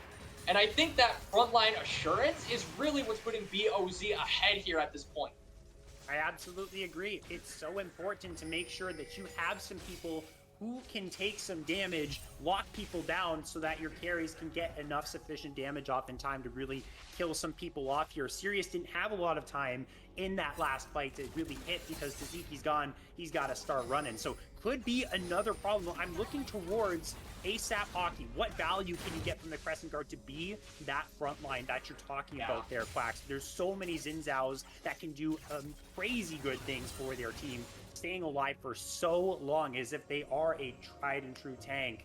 So honestly, a lot of pressure on him to be able to tank up for the whole squad here. And it's not even just about being able to survive, I think, in the case of ASAP Aki. It's also being able to create some of that space, right? Separate the members of BOZ from one another. But we've seen how difficult it is to get into the thick of this comp when you have to walk through Teemo Shrooms, through a blind, through the concussive blows, through all of that crowd control. It's so damn difficult to just press an R key if you are this Xin Zhao in the middle of this team. So that has been kind of the struggle for them this entire game. Trying to get into this backline has been a losing battle from the start.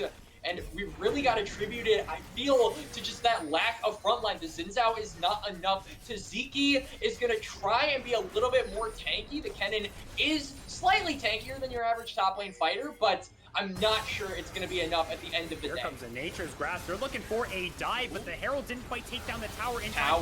Sirius, who has some alone time. Teleport. In the backline himself. The Kaz is getting very low, and the Kaz will drop. The Teemo is down. Gritty finishes one off, but look at Sirius in the backline. He's going to be the man that they need here for BRT. Nukes into the Demonic Ascension. Stunned up by the Gravity Field. Taziki going to end up dropping nails from there. The Kaz ends up getting with the Noxious Trap, but the fight is won for BRT. Taziki lives in the burn, and that is the play that they needed here, Quacks. And BRT, they win a fight when it matters most there, Ferris. They had the numbers advantage. It took so long for BOZ to take that tower, and suddenly they flipped this game over its head, and we'll get another look at it here. The fight starting off on relative even terms. Immediately, the Crescent Guard is used, so the Xin Zhao is in a healthy spot, but the space bought here for the side of BRT. They basically split the side of BOZ in two, and they pick them off one by one. Nukes comes in and gets a return kill or two, but it is too late at that point. The Swain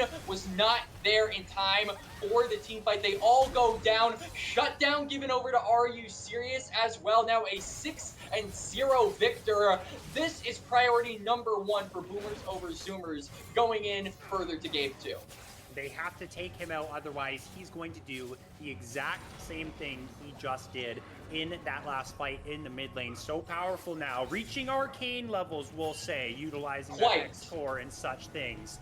And there's still opportunities for BOZ to play through this lead, but let's see how BRT does this time when they have that gold advantage at their disposal. Can they be as dominant as BOZ was in game 1? Can they hold on and prevent it from slipping away in the next couple minutes? That is what we're going to be paying attention to.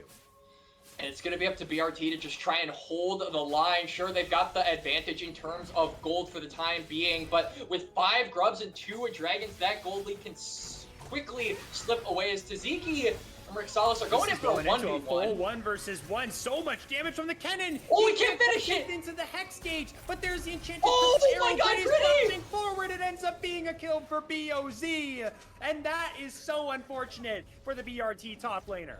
And BRT can't look for anything on the other side of the map either. It's tragedy there for Taziki. Goes down.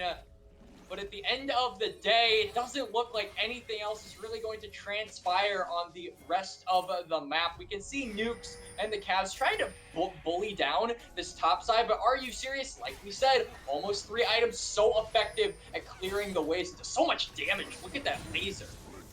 It's absolutely incredible now. Close to that 3-item mark, has 10 stacks.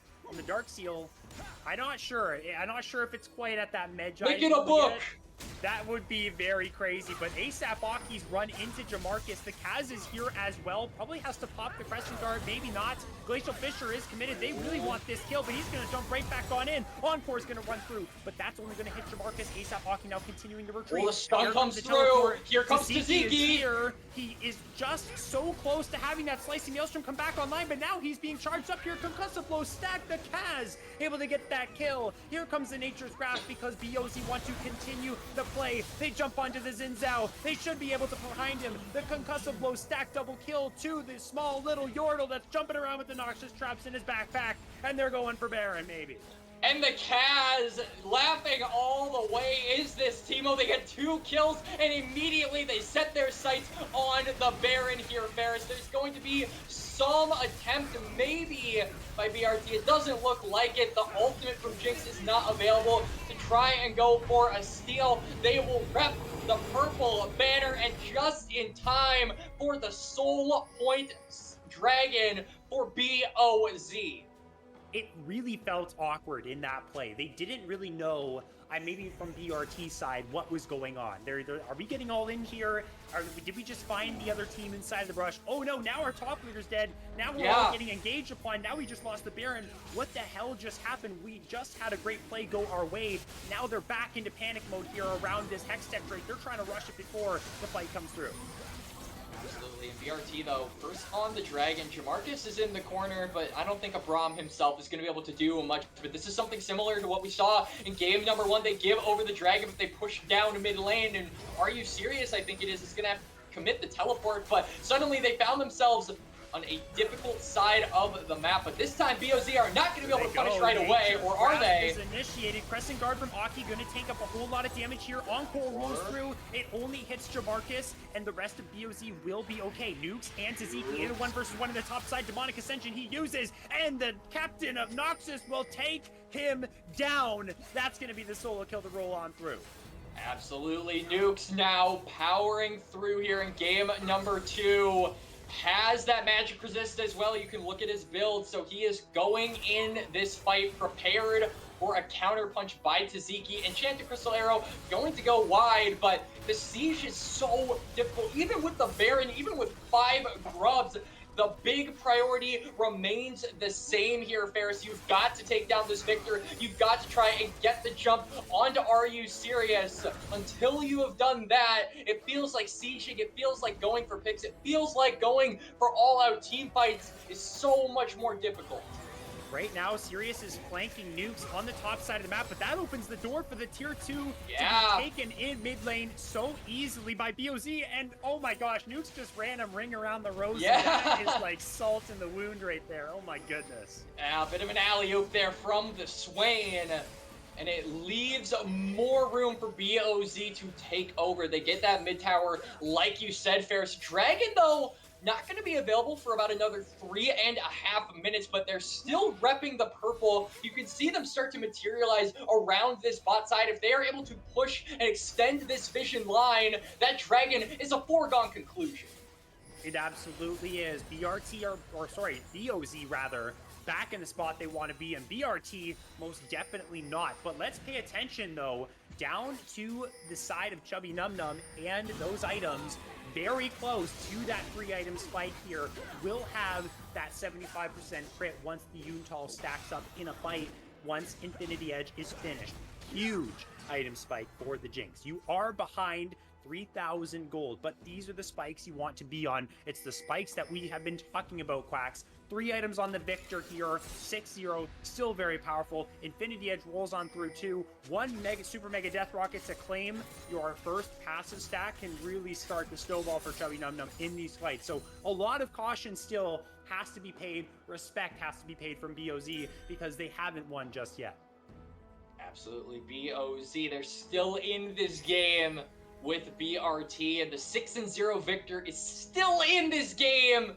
Very, very strong. Now has those 3 items complete, going closer and closer to that 4th. Still hasn't upgraded that Amp Tome, and I feel like when your back is against the wall like this, when you as Are You Serious are essentially relied on to be that solo carry, you've got to go all out with the damage. I really want to see the Amp Tome, or not the Amp Tome, the Magi's get built here by the Victor, because you kind of need it, right? Desperate times call for desperate measures, and I think now with the base being sieged on several different fronts by BOZ, this would certainly quantify as a desperate time.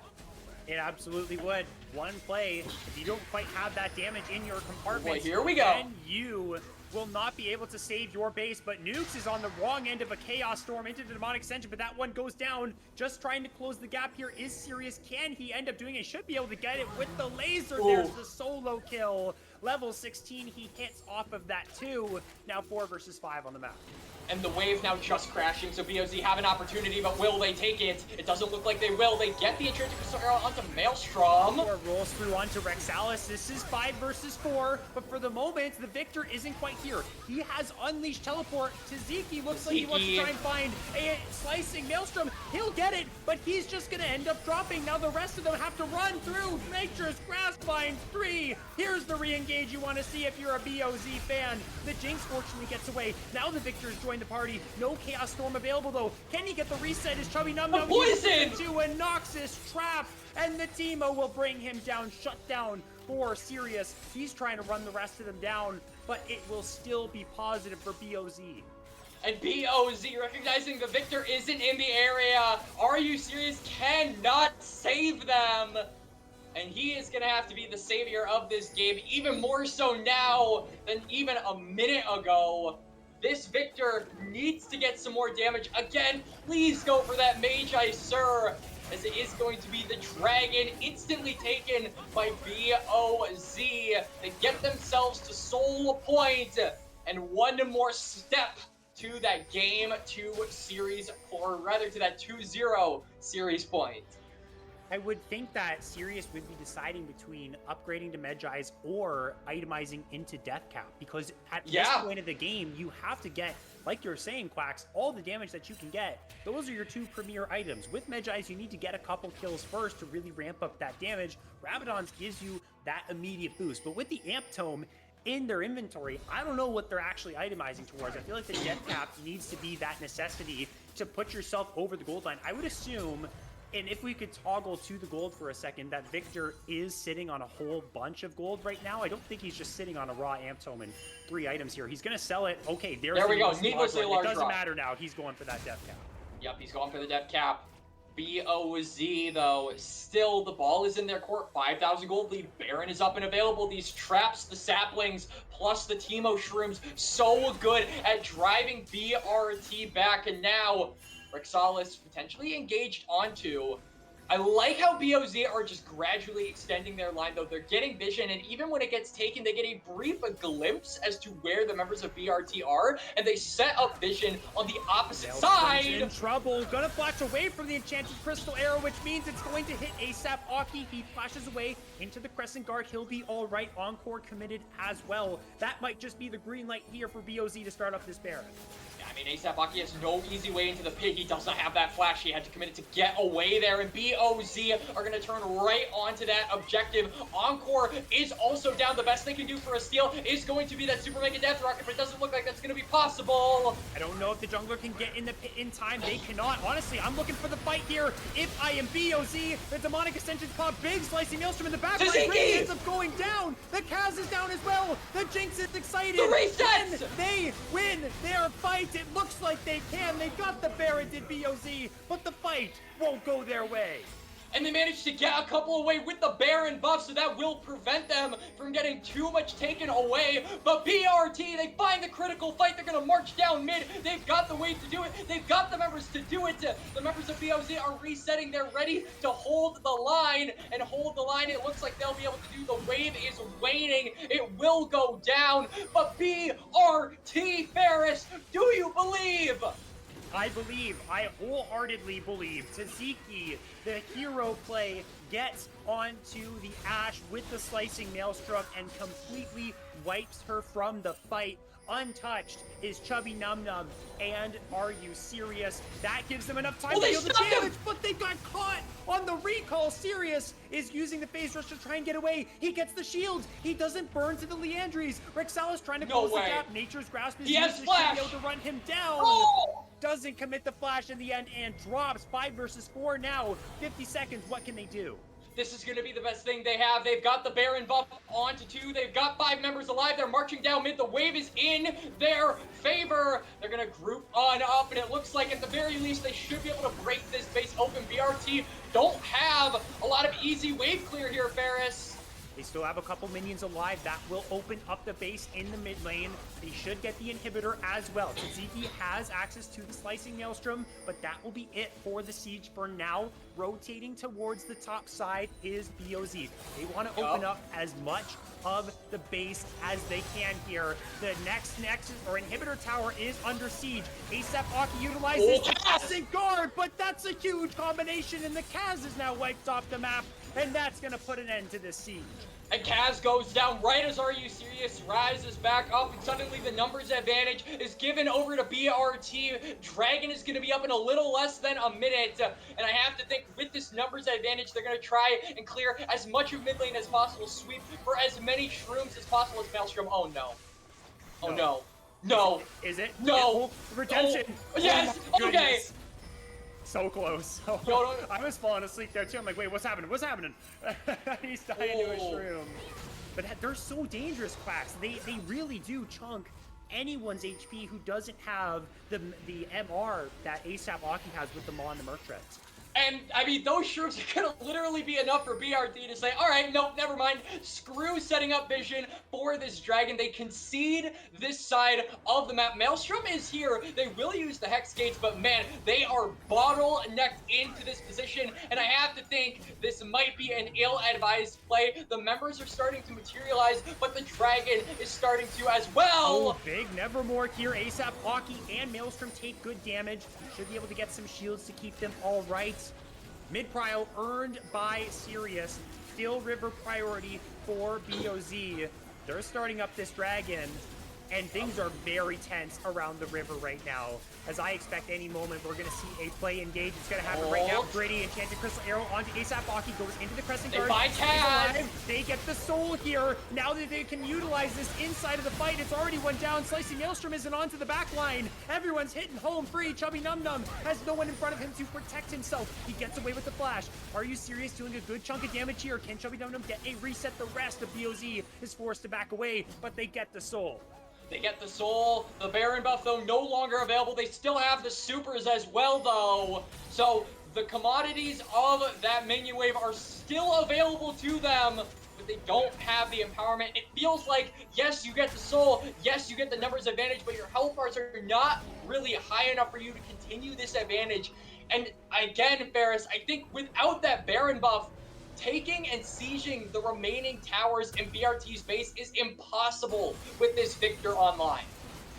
It's going to be hard, and they have to try and find a way to get that right engage, just like they did before that soul fight, onto maybe not necessarily a priority target, but just buy enough space to start taking those objectives. They have mid-crack, still 2 lanes to walk on open. Nukes, though, he's walking right into Sirius. Didn't actually commit the Nevermore, though. I wondered if maybe the Swain was going to all in there. That would be the way to solve the Victor problem there, Quack, is if they found a solo kill in the bot lane.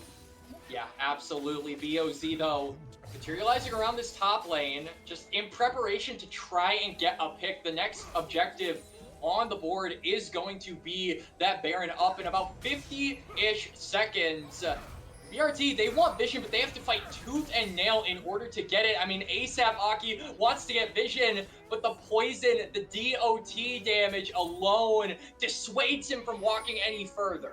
It's so hard to enter these Look at this hits, just like you said before. Enchanted Crystal Arrow, not gonna force the cleanse off of Chubby Num Num, but Baron is alive here in 30 seconds. Look at those Noxious traps. They are everywhere. Level 16 Teemo.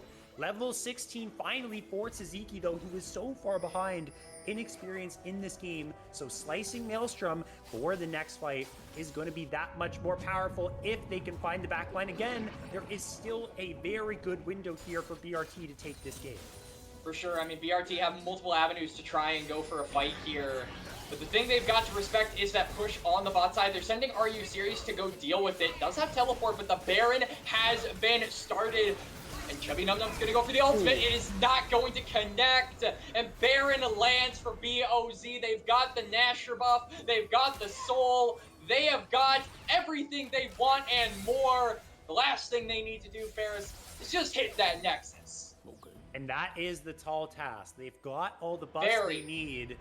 Can they actually utilize those tools to get the one thing that they want? I'm gonna start talking once again about what's on the line here for this game. It would be a 2-0 lead if BOZ wins. Backs against the wall for BRT, staring down the barrel of having to reverse sweep their opponents who have been able to beat them twice. Now, if BRT can grab this win, they even up the series. It's the difference between 1-1 and 2-0. It is massive. It is series saving. That's what's on the line here in these final fights of this game, and we're 37 minutes in. For sure, and we talked about it in the draft so long ago, Ferris, that BRT needed to hold the line, get to that late game, and the late game is here, but the question is, can they follow through? And Enchanted Crystal Arrow goes wide, the turret is waning in its health. We're going right on in. ASAP Aki goes forward, can't find much. Encore! Is going down to 2. Nature's Cross is big. Ziggy! With the slicing Maelstrom. They take down 3. Gritty is next. They found their fights. They have saved their series for the moment. Nukes cracks the base, but at the very least, the Nexus will be saved.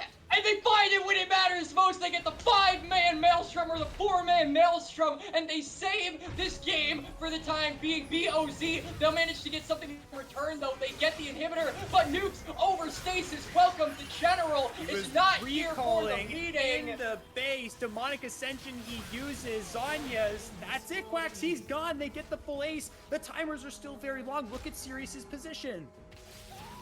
Sure, and the death timers are starting to get lower, though. Jamarcus gonna spawn in about 5 seconds, but the next one up is Kaz, and then Rexalis after that. This will, I would imagine, buy enough time for BRT to at least get this inhibitor. The wave is coming in, and they might just get this turret, Ferris, but that team fight win, definitely a big window for them, especially ahead of this Dragon Soul is not on the table anymore. This time around, 40 minutes into the game, it is the Elder. And surely enough, the team that manages to get this will take the game. And if last fight was any indication, BRT are online. They are online. I still favor this situation for BOZ much more than sieging the base. We talked about how difficult it is to siege against Sirius. It sets up a lot of groups people for Taziki. Now, with priority over the river, BRT have to walk through all of those Noxus traps again and try and sweep them out. It's so difficult to get inside. It's going to make it very difficult for them to fight in this type of situation. So if I'm BOZ, I'm playing towards a lot of the poke that these provide. Play slowly off of your Hextech Soul and be careful of the snap engage that's available here. Taziki Encore goes wide! And with the slicing Maelstrom, but here goes Demonic Ascension for Nukes. Free hitting in the backline is the side of ASAP Aki! The Kaz gets the first kill of the fight. Mr. Chubby Num Num is down. You serious? Forward, but he's made the big mistake. His position is compromised. And now BOZ have found the fight that they need. 2 are still alive. They're headed for the hills. But at the very least, the Elder Drake is available for them to take. But Rexalis doesn't want that.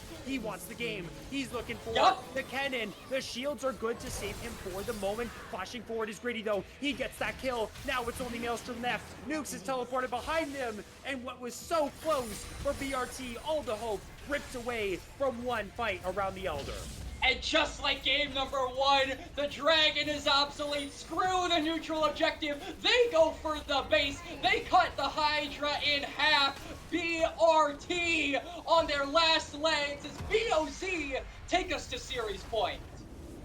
It felt like I was talking about the Noxious traps and how BOZ had to play off of that ultimate to find hope before play.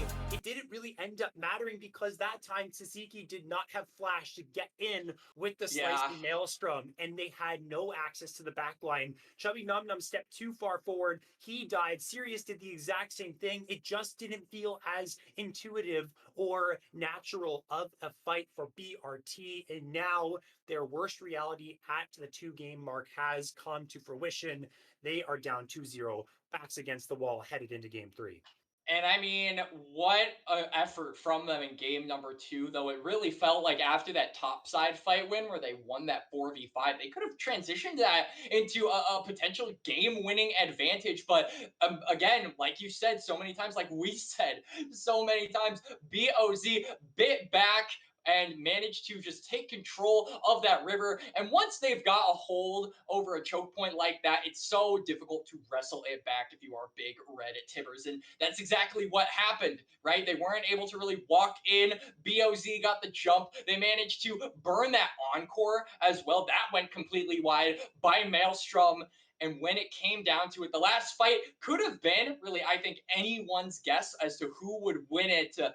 But Boomers over Zoomers took that fight. And conveniently enough, that's what got them the game. So much closer game than game number 1, I might add. Big Red Tibbers, they might be scaling, Ferris. I do say so myself that game 3 might not be a clean sweep. This is a very real possibility for BRT to bring it back. The reverse sweep dream starts now. They just have to take it one game at a time. Get your game 3 victory. Start to build your momentum. See what works. Again, full fearless. Those 10 champions you're not going to see again in game 3. So we're going to see new strategies. Maybe now the best strategies of the side of BOZ are gone, but that's something that we have to find out when we do get into that draft for game 3. So ladies and gentlemen, we are 2 games into the series. BRT backs against the wall. Can they bring it back and save their season here in the Titan Immortal League? That's what we're going to find out right after this.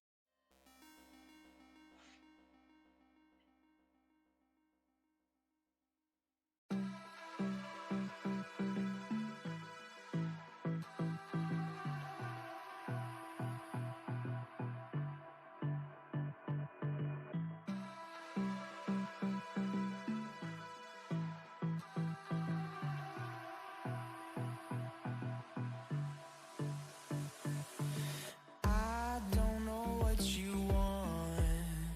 Let's have a bit of fun till I downfall. My love, if you feel like I do.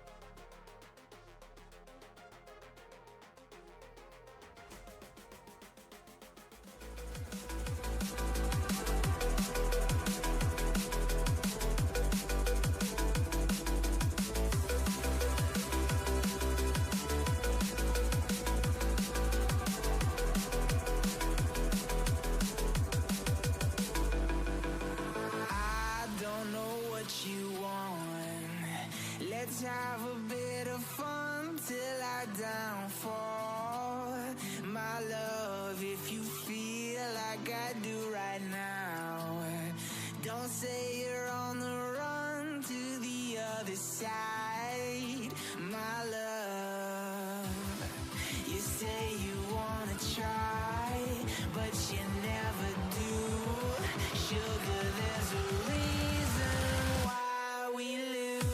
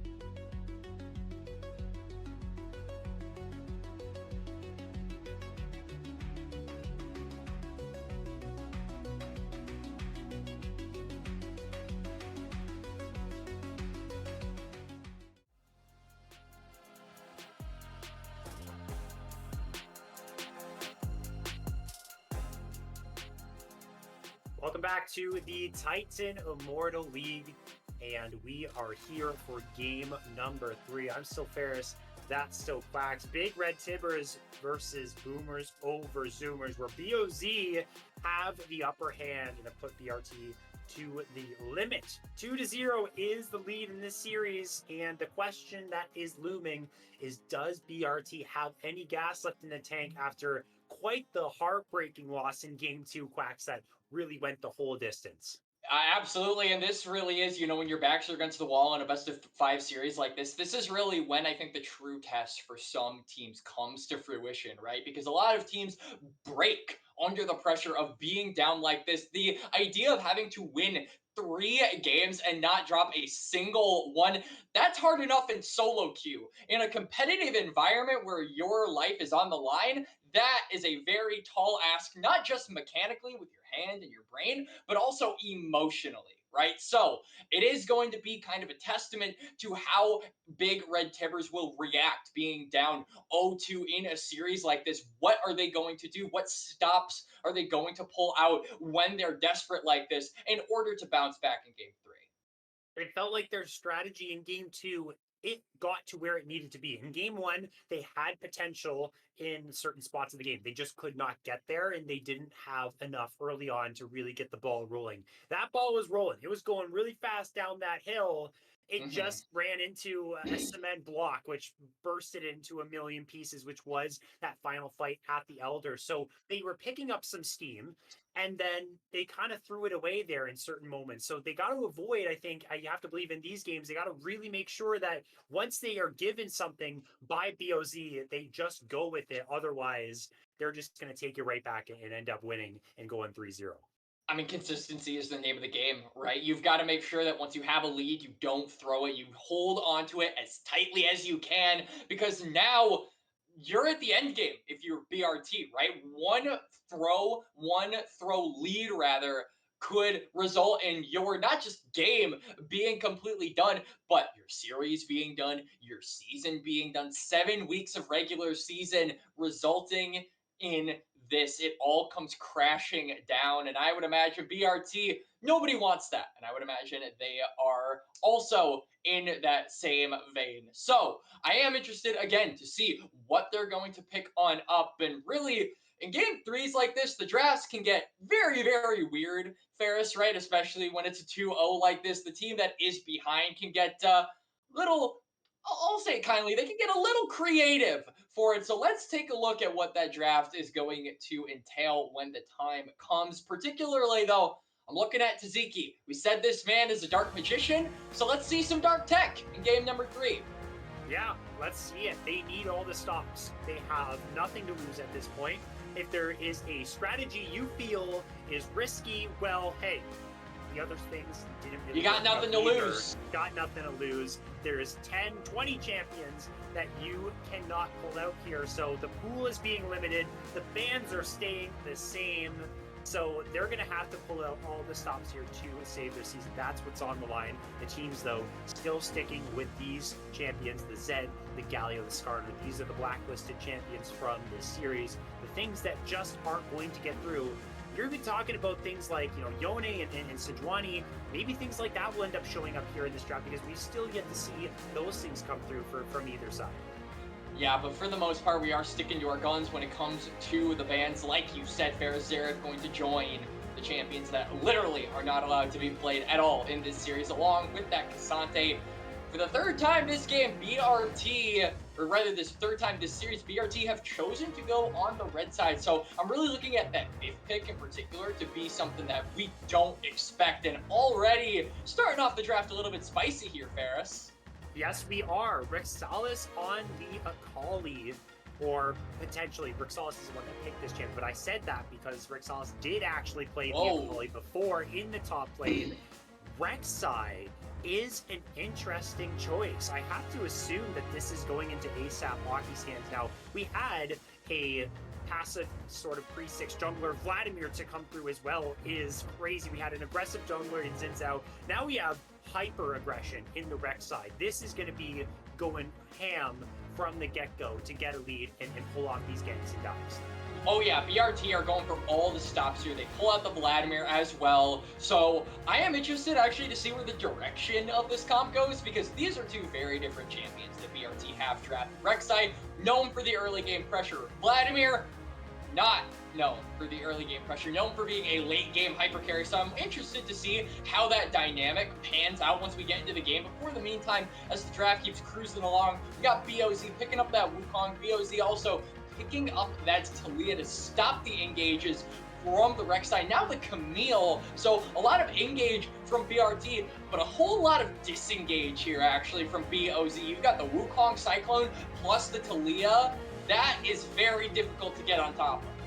I'm pretty worried, I'll say, from the BRT side of draft things. Like, it really just looks like a whole solo queue composition right now. Again, the lane phase is another issue. Is like, okay, maybe Camille has an all right time into the Akali, maybe she doesn't. I'm not super knowledgeable in these matchups, but the Vladimir probably gets bullied out by the Talia with her fast wave clear, with all her access to range. And again, what can this Rek'Sai do to synergize with these champions? Can good, favorable states in these lanes actually present themselves to get an advantage? But we're going to go back to the bot lane topic we talked about before Game 2, which was the Kai'Sa for Mr. Chubby Num Num. Yep. That might be the angle for the jungler. This is an aggressive bot lane. You can really make things happen early on this time. Oh, wow. The response, though, is spicy. This is a very spicy Game 3 draft here. I would imagine probably pairing up with that Draven, we'll get something like a Lulu, potentially, or an Alistar. That works as well.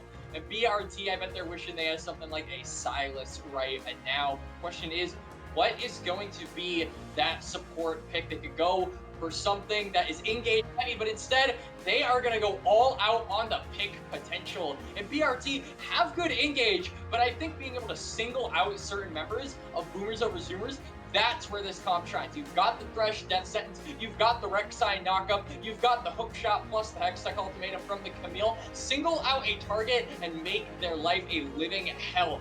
That's the name of the game for BRT, and that's the way, along with the scaling from their solo laners and Kai'Sa, that they can bring us to a game number 4, Ferris. They certainly could. If they get all of those very important aspects of their game online, if they can find those right opportunities, there is definitely places where they can find success. The composition on the other side for BOZ, it just looks more well-rounded. They have good amount of engage. They have peel. They have frontline here. They have a carry to play for. Want to get this Draven online. It's a great matchup into the Kai'Sa. Honestly, I'm hyping myself up here. I love the Draven pick here. If the Gritty can, pilot a good Draven, then this is fantastic here. Can get away from those death sentences, get those cash-ins rolling, prevent any of the scaling from going through. It's the same type of story as game number 1. So that's my most exciting pick. But the scaling is really insane. Even side lanes could become a problem with the Camille and the Vladimir as well, because Vladimir can also, he doesn't have the greatest of wave clear, but his side lane can be pretty deadly as well.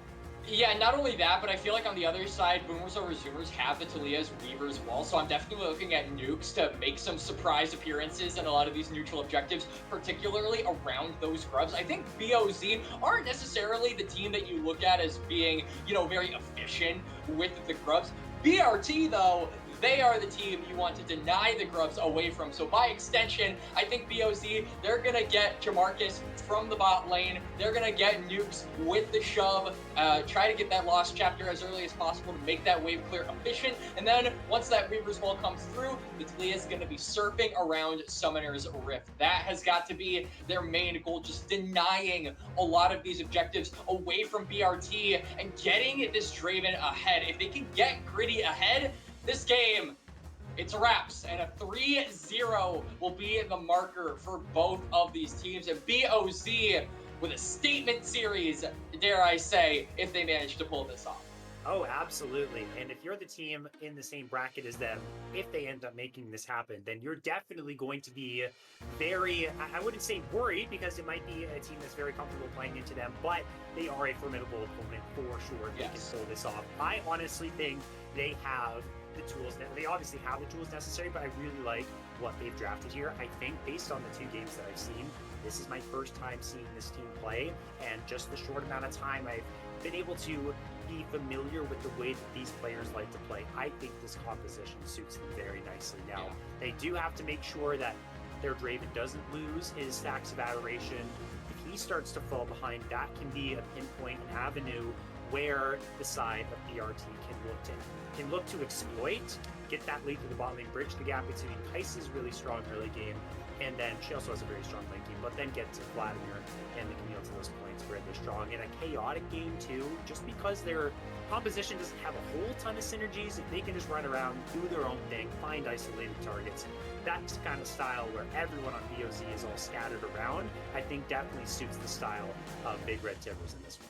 For sure. I mean, BRT, this is the kind of comp that thrives in the chaos. I definitely agree with that. You were talking about kind of bridging the gap. I think bridging the gap is definitely the most important sort of figure of speech that we can talk about, or something that we can label on when it comes to these team fights. A lot of the times, games 1 and 2, we talked about, the difficulty of getting to that backline.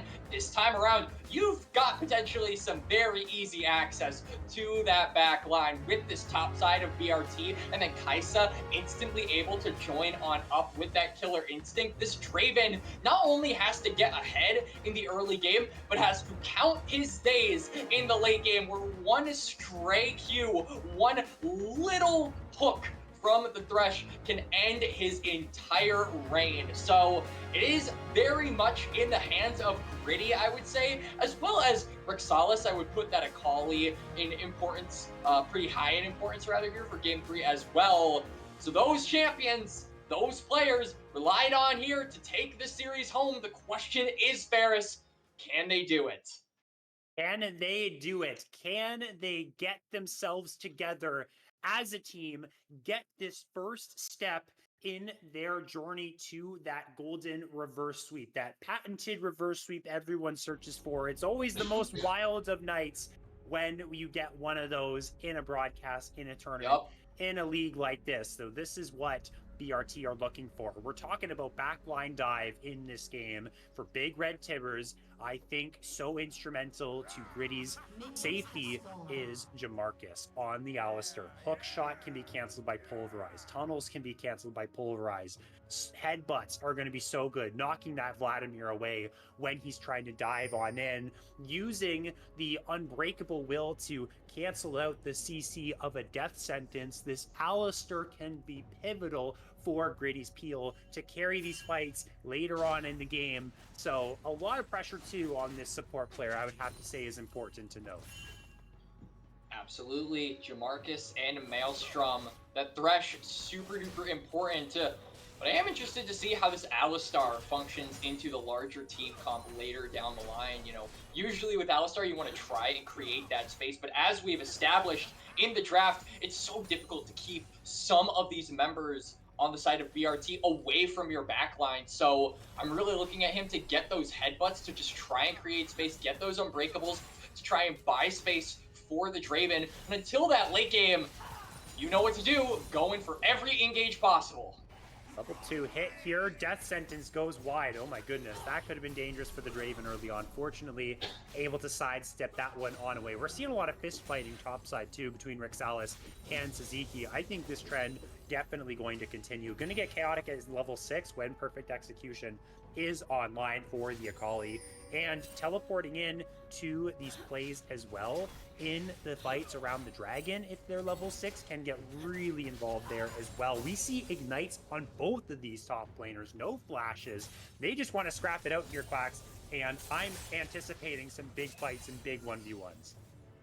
Oh, for sure. And I think ASAP Aki wants those big fights as early as possible. Rek'Sai, a champion who can very easily cut their pathing in half if there is a volatile lane to gank. Topside, Rexalis with that ignite has that extra pressure in the lane, so he is getting that wave up toward the tower of Taziki. But ASAP Aki is on that side of the map as well, so could very easily look to try and pay a visit. But the wave looks like it's going to crash, so this Rek'Sai is on a bit of a timer. And it looks like Rexalis is playing cautious at the very least. Still in a very dangerous position, though, stepping right on back up. Has Shuriken flip to create space. Doesn't have flash, though, so it's so dangerous to play that far up. Definitely the spot in the lane that Suzuki is in is one where you feel a lot more comfortable around these awkward timers where you don't know where the jungler is exactly. Rexalis paying that respect, but this is honestly too far up here, Quaxes. ASAP Baki's going to get right on behind him. He's going to try and use the Turrican Foot, but it's going to be canceled by the Unburrow. Thankfully, the Shroud should bring him to safety here, but you can see the priority being put in the top side. Some pressure put onto Rexalis. Doesn't burn anything at the end of the day. Good follow-up there by Taziki, but the Shroud able to save the Akali. But it will allow Taziki to get a bit of a push in his lane, potentially shove that wave in and get a reset, thus putting this Camille in a good spot, lane phase-wise, but it does, at the same time, put ASAP Aki in a bit of a precarious situation because he skipped out on his topside Krugs and will be behind in tempo, whereas the Kaz already on those second spawn Krugs. Maelstrom hops on in. They found Jamarcus while he was recalling. He might just drop here, Quax. He's going to use the Pulverize to buy himself space, but Chubby Num Num has flash of his own, but that movement speed after the flash going to help him close the gap there. Very Nimbus close. Cloak. Yeah, Nimbus Cloak going to be a very valuable commodity there for Jamarcus. Gets hit by the death sentence, and there we go. The aggression from BRT's bot lane finally manages to get something on the board, but now Draven has reset. Ferris has that Dirk in hand, so a very, very serious power spike for the Draven. But I think burning that flash sort of handicapping the ability for this Alistar to engage, certainly going to allow BRT to sort of weather the storm for a little bit. It's a bit of an unorthodox pick with Draven. Normally you would think of champions like Nautilus, Leona, Blitzcrank, these champions that can create opportunities for Draven to fight. Now, the Alistar provides a lot of value in the disengage. It just might take a little bit more time for them to find that prime opportunity to fight when BRT might step too far forward and the Alistar burns them in the disengage, opening the door for Draven to cash in. But either way, they're getting this dragon very early on, so the stacking starting right here, right now at the 6-minute mark for BOZ. BOZ, very macro-intensive game so far. They haven't greeted for a lot of kills. They have just been playing standard League of Legends. The Kaz getting that tempo advantage because ASAP Aki stayed on the top side of the map. And now this Rek'Sai finishes the full clear, but isn't really able to respond to that dragon being taken. The grubs are available, but really there is no opportunity for BRT to float on up toward them. And so that just means BOZ get an advantage for free, and it feels like BRT are just trying to look for something to try and open themselves up to getting those grubs or forcing themselves to get something in return. ASAP Aki's constantly looking for opportunities. He's looking for nukes right now, going to reposition towards the Raptor pit to try and find a better angle on this gank. Nukes has flash though, so at the very least, we'll be able to utilize that if this gank comes through. Here he goes, Unburrows over the wall, but he's going to use the flash forward. They just don't have the burst, though, to make this happen. There's a seismic shove to bring ASAP Aki back, takes a big chunk of damage. Hemoplague just tickles Nukes. He's all right. I mean, it's a flash burn from Nukes, but it's also a flash from Are You Serious and ASAP Aki, so 2 for the price of 1. BOZ, hard winning out in that trade. Well played to the Talia. And that lack of summoner spells, that lack of priority for BRT on the top side is going to mean the Kaz 3 grubs and a monopoly over the objective 7.5 minutes into the game. We're starting to see the problems of drafting Rek'Sai with these low damage champions early on. Should be looking to the bot lane, but right now, knowing that potentially that Rek'Sai would do that, Gritty and Jamarcus have been playing at their turret for most of this game, building up those adoration stacks, looking towards a big cash-in a later on fight. It's risky because if he does end up losing those adoration stacks, you're losing a lot of value on the Draven. But if you do get that kill, it's going to be massive rewards. That's kind of the name of the game when you pick this champion. But ASAP Aki having a really hard time getting things going early on. For sure, BRT in general having a hard time getting things going. They burned the flash onto Jamarcus, and since then, they haven't really been able to make an aggressive play on the bot side, largely due to the fact that Gritty and Jamarcus, like you said, Ferris, have been under their tower. So this comp that really wants to get the snowball rolling, really wants to get this... Oh, wow. Rexalis, that was beautiful. Ignite's gonna tick. Oh my gosh. The shuriken flip on the hook shot was so insane to start off that 1 versus 1. Akali gets the first blood. And Nukes goes there just to watch his teammate get the solo kill. But Taziki in particular, not only does he get solo killed, but he also is going to have a massive wave for which he will miss all of it. Does not have the teleport, and it's going to have to be ASAP Aki showing on the top side of the map to cover and get some of that experience. And we can already see the Kaz moving in accordance with the enemy jungler, stealing away that Rift Scuttler, and also gonna try and maybe look for an aggressive play on the blue side of the map. It's just easy control of this game right now. 3 grubs, Drake, solo kill, big CS lead for Akali. This Rek'Sai really can't do much but farm. You have a dead top laner. You tried to burst down the Talia. You guys just didn't have the damage right now. Things just aren't going their way. At what point does the nerves really start to set in? You're panicking here. You're thinking, gotta get some things happening right now. We're down 2-0 in this series. Again, this is their last shot to make something happen, or it's the end of their season and they're heading on home. So I can imagine maybe the pressure here building in BRT's camp to get things going, but at the very least, they still have a very strong late game to look forward to here, Quacks. But with the way that BOZ is ramping up, it's gonna be another tough time holding on. Absolutely, and it looks like BOZ are going to have another opportunity to further their lead. Oh no, Taziki, hookshot into the tower, has ignited, doesn't matter though, Rexalis 2-0.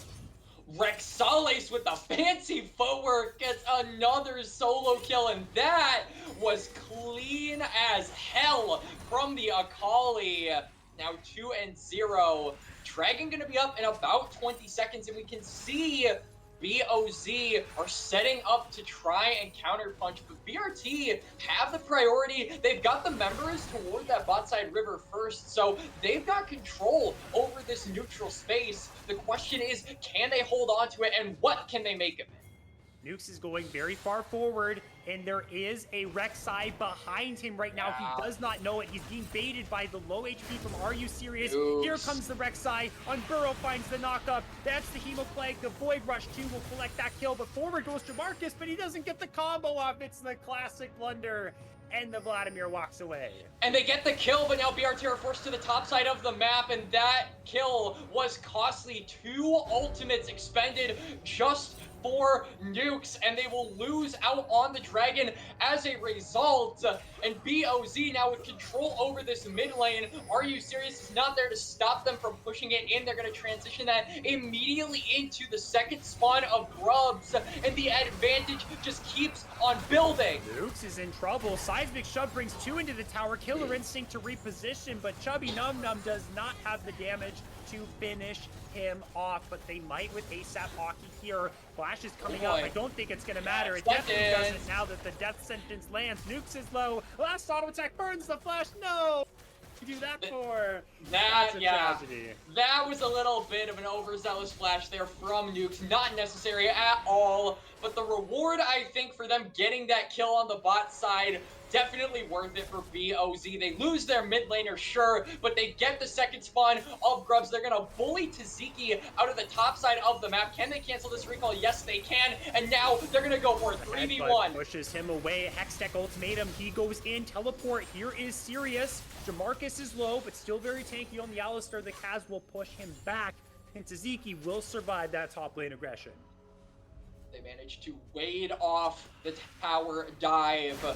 But 6 Grubs, 2 Dragons. The fact still remains, Ferris, that BOZ, despite their mid laner being behind, are in a very good spot 13 minutes into this game. Really, the big thing that they're lacking, the reason why this gold lead isn't furthered, is the lack of tower plates that they have gotten. It's 2 on the top lane and 1 on the bot lane and the mid lane. So the gold in the laning phase has been largely reliant on kills, and BOZ haven't gotten a ton of those except for the top side. Be careful, perfect execution from Rexalis. Q2, or rather R2, is going to miss. The flash committed from the Vladimir to get out of that exchange. He just teleported back, or actually, maybe he didn't. I saw an earlier cooldown, but the Vladimir has to get away from that one. Vlad manages to do so. Fancy footwork coming out there from Are You Serious? And Rixal is also burning a lot of resources in order to get that kill. So this could be an opportunity for BRT to try and look for that shutdown, and they may have the opportunity sooner rather than later. The Herald is going to be available in a little less than a minute, about 10 seconds from now. Both teams are kind of roaming around this top side of the map. It's definitely BOZ that have control over it in terms of vision and just overall priority with how strong they are. But BRT could look for an avenue to try and fight back. I'm looking at a potential concerning thing right now in the top side builds. I'm not sure about this Frostfire Gauntlet that Rexalis has purchased. I like it, actually. You like it? Okay, so Yeah. Elaborate for me on this technology, Well, because I am not aware of what's going on here. You don't really have a dedicated frontliner, and I think the biggest thing for BOZ, like we talked about, especially with Gritty, is just being able to survive. Right? The burst from BRT later in the game is going to be too much to handle. So being a glass cannon, super inconsistent way to try and win the game. I like this a lot better. The survivability, definitely the name of the game for BOZ, and I think it's the thing that is going to make the difference once we get to these big 5v5 team fights. So I actually like it. I'm not against it completely. I do think that you sacrifice a little bit of damage, but when Akali's got Ignite and 2 kills, I think you're not worried about the damage for a little bit. Fair enough. So we'll see how effective it is at sort of creating a pseudo frontline here for BOZ. The next thing we should pay attention to is Gritty's Draven. Again, done very well for himself, but the Kai'Sa has as well. The Kai'Sa scales very nicely. Can he get this cash in is the question. That is goal number 1 for BRT right now. Can we hack those stacks from the Draven? Can we put him in a spot where he's going to be very, Look at the very bot sad, side. missing out on all that gold? That's what they're going to try and look for here. They're also looking for Rexalis. Hookshot going to land through the Shroud. Perfect execution utilized to create some space, but here comes the Hextech Ultimatum, and you cannot escape out of that one there. R2 is used, but the Void Rush will follow him. Precision Protocol from Taziki will grab that kill. Shutdown for the Camille. Shut down for the Camille, and they'll be able to ward off some potential damage on this bot side as well. Rexalis not going to be able to push that wave in when he is dead. Meanwhile, Mr. Chubby Num Num going to get that mid lane tower, so a decent amount of resources coming through for BRT. Shutdown, turret gold, mid lane tower as well means that you buy your team a lot more space, and for the time being, have the numbers advantage, so BOZ likely going to have to contest this dragon. I say that, but a teleport comes in. Rexalis is on the bot side. Even if they lose this dragon, they can still look to go for a fight, Ferris. Here they go, 3,000 HP on the Drake. The Kaz goes in, but the death sentence from the Thresh is so good. Whirling Death goes wide. Gritty's in trouble now. Hookshot is going to get onto him. Chemo Plague, Killer Instinct, the Draven's down. Adoration stacks be damned. And this looks like a whole lot of red HP bars. They picked their Game 3 composition, and they are rolling with it, holding on to their season with this fight. And Noose is going to try and fight them back. He will get the support, but Maelstrom is the only casualty as Nukes will go down. And Gritty, 300 stacks, Ferris, down the drain. The dragon to boot for BRT. And this felt like such an unnecessary fight. You're only giving up the dragon, but now you give up so much more. Shutdowns galore for BRT. The gold lead now 3,000, 4,000 in their favor, and your win conditions stagnated. It is now maybe it's too early to say nigh impossible, but it's going to be so hard to win this game now from this position if you are BOZ. Your Draven has lost everything that he's wanted. They just did not get the value from this champion that you want. There was no early game pressure applied. Your only saving grace was a whole lot of adoration stacks, one team fight to cash in, and then start snowballing with that gold lead. That dream is gone.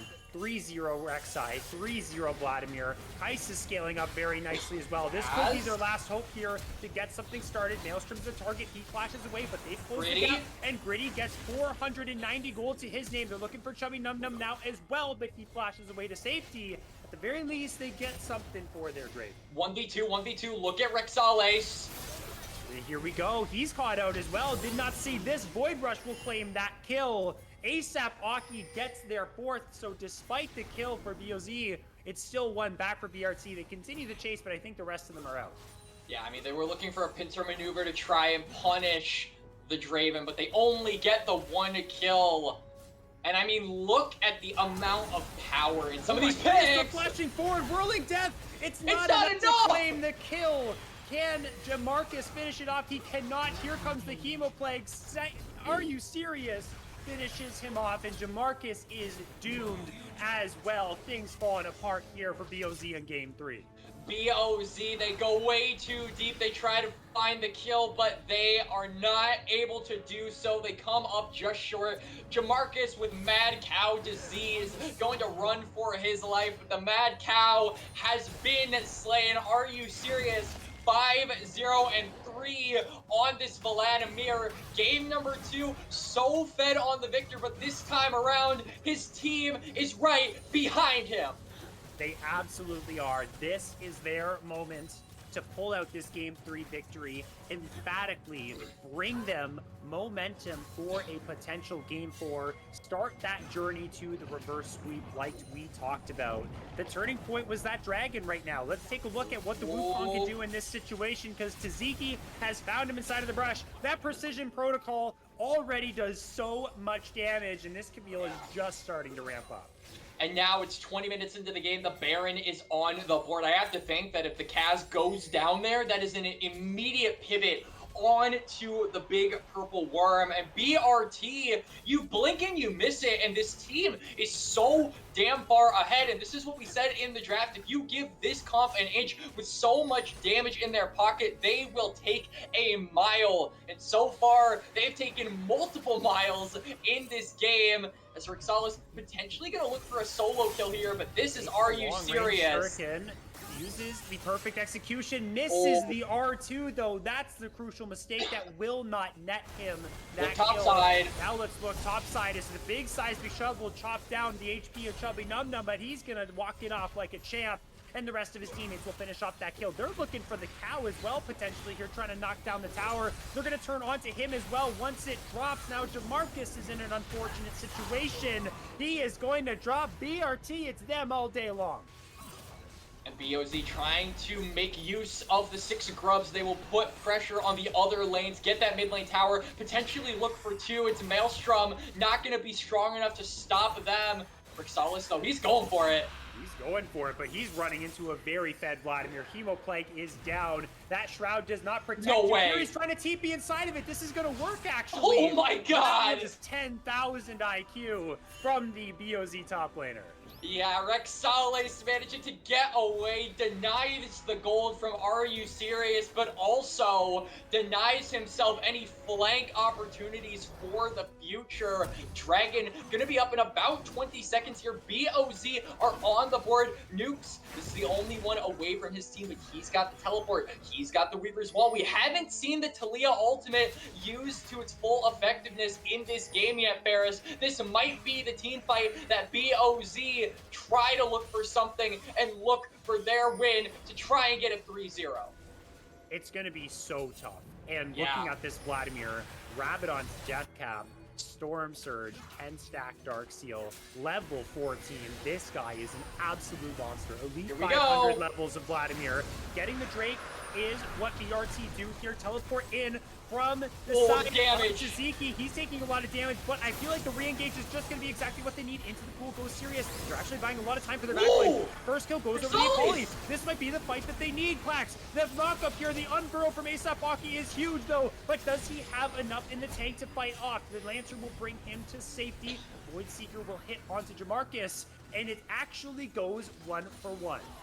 It goes 1-for-1, but the dragon is found by BRT. They have got 2 mountain dragons, and with a front line like this that is getting tankier by the day, the souls are stacking for the Thresh.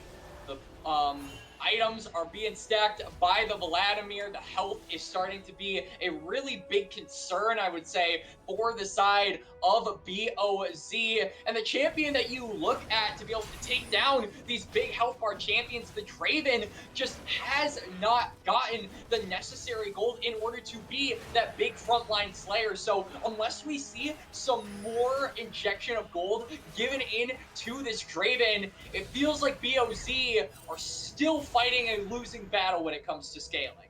Yes, they absolutely are. Stronger and stronger will this Vladimir get. More difficult to deal with. The Hemo Plagues are going to deal so much damage. You can get into the backline with Pool. Camille with one good angle. Hextech Ultimatum onto Gritty. That's just going to be it for him. They didn't find those angles in that last fight, so they weren't able to exercise the entirety of their lead. Tzatziki going to get knocked back with the seismic shove. Nukes not going to fall to the Camille today. Yeah, the Nukes has got to be really careful. He's 1-4. The Camille is 3-7, has 2 items under their belt, and has a very easy way of closing the gap. And I feel like that is the big highlight of this game so far, Ferris. BRT are so easily able to get into this backline. Nukes and Gritty and even Rexalis are never safe from this Vladimir or this Camille or this Rek'Sai or hell, even this Kaisa. They all have such easy backline access. As Gritty gets hooked. It's just going to be a little bit of damage though, so ends up walking that one away. Will walk away, but has nothing to really life steal off of, so has to go for the reset, and this will open up bit of a timer for BRT to reclaim some land on the top side. We haven't had a ton of discussion around the Baron, but it has to be stated that one pick from BRT, and they immediately are going to set their sights onto that neutral objective, and it's just up to BOZ to play defense, look for a crack in the armor, look for a pick or a lone straggler from BRT, and that could be their way into the game. But how BRT are playing is no man left behind except Jamarcus. Caught. Here comes the Vladimir as well. Tzatziki has joined the play too. Everyone from BRT has collapsed, but have they gone too far? Here comes the Weaver's Wall. Into the whole team goes.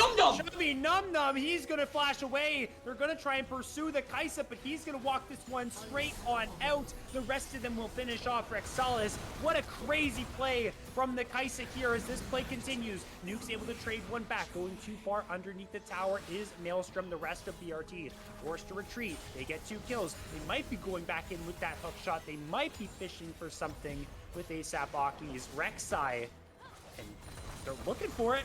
They're gonna go for it. I know they're gonna try it. The wave clear is crazy though. Knock up onto 2. The damage is insane. Down goes the Hemo Plague. Down goes the tower. The Draven to follow as well. This is time now for BRT to take over. And down goes BOZ.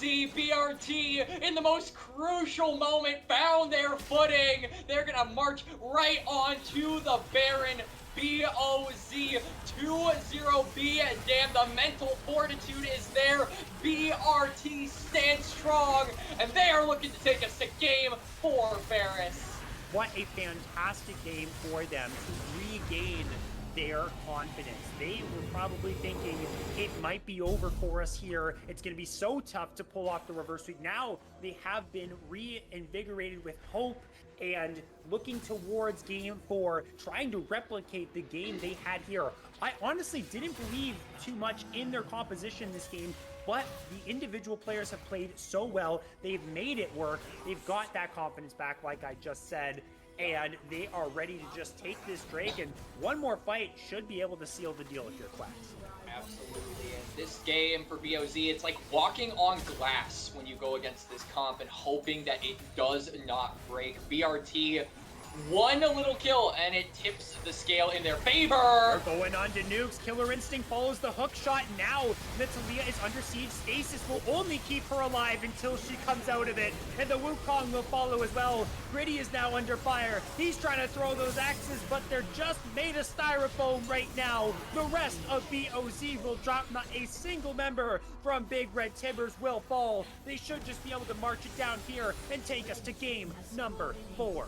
And BRT with a little bit of a scratch in their health bars, but other than that, this was a dominating win. This was the game 1 for BRT that they got hand-delivered against them BOZ dominating in that first game, but BRT looking to return the favor, looking to start the reverse sweep right here. Turret 1 will go down, Turret 2 will go down, the Nexus will fall. And do you believe, ladies and gentlemen? I feel like those who did not believe, now they have nothing but belief here, especially if they can grab a Game 4 win as well. But we won't look that far into the future. We have to Don't keep jinx our it. eyes on this game and how amazing it was from BRT. It looked really rough at the beginning. Honestly, I had doubted them, especially when the Camille got solo killed twice. Rexalis was looking crazy on that Akali. But that dragon play came through, and there was really a lull state for BOZ where they didn't make a lot of plays happen. They didn't utilize the early game of the Draven too well. That early laning power, it feels like the Alistair pick didn't really unlock him too much. And it got to a certain point where it really felt like they had to win a fight or they were going to lose the game. And unfortunately, they didn't win that fight. I mean, really, it took one fight for Big Red Tippers to tip the scale. They had so much damage, so much easy backline access, and it made the game so difficult for Gritty and Nukes and all the carries that we were used to seeing in the previous 2 games of this series to actually follow through in game number 3. This is why we said the Draven getting ahead in the early game needed to be priority number 1, because we knew he was going to have a rough time in the late game no matter what. So they weren't able to do that. The Draven still had a rough time. BOZ in general had a rough time in game number 3. And BRT, they're looking to bring it back. The reverse sweep train starts here. Get on while you still can. This team runs on hype. They run on momentum. And they are looking to start their momentum here. Their engines have started. It's leaving the station. The question is, will they fall off the rails on way to their destination? That's what we're going to find out after our intermission here to start our game number 4. Can the reverse sweep happen, or will BOZ stop them right before they get going? Tune in after this short break to find out.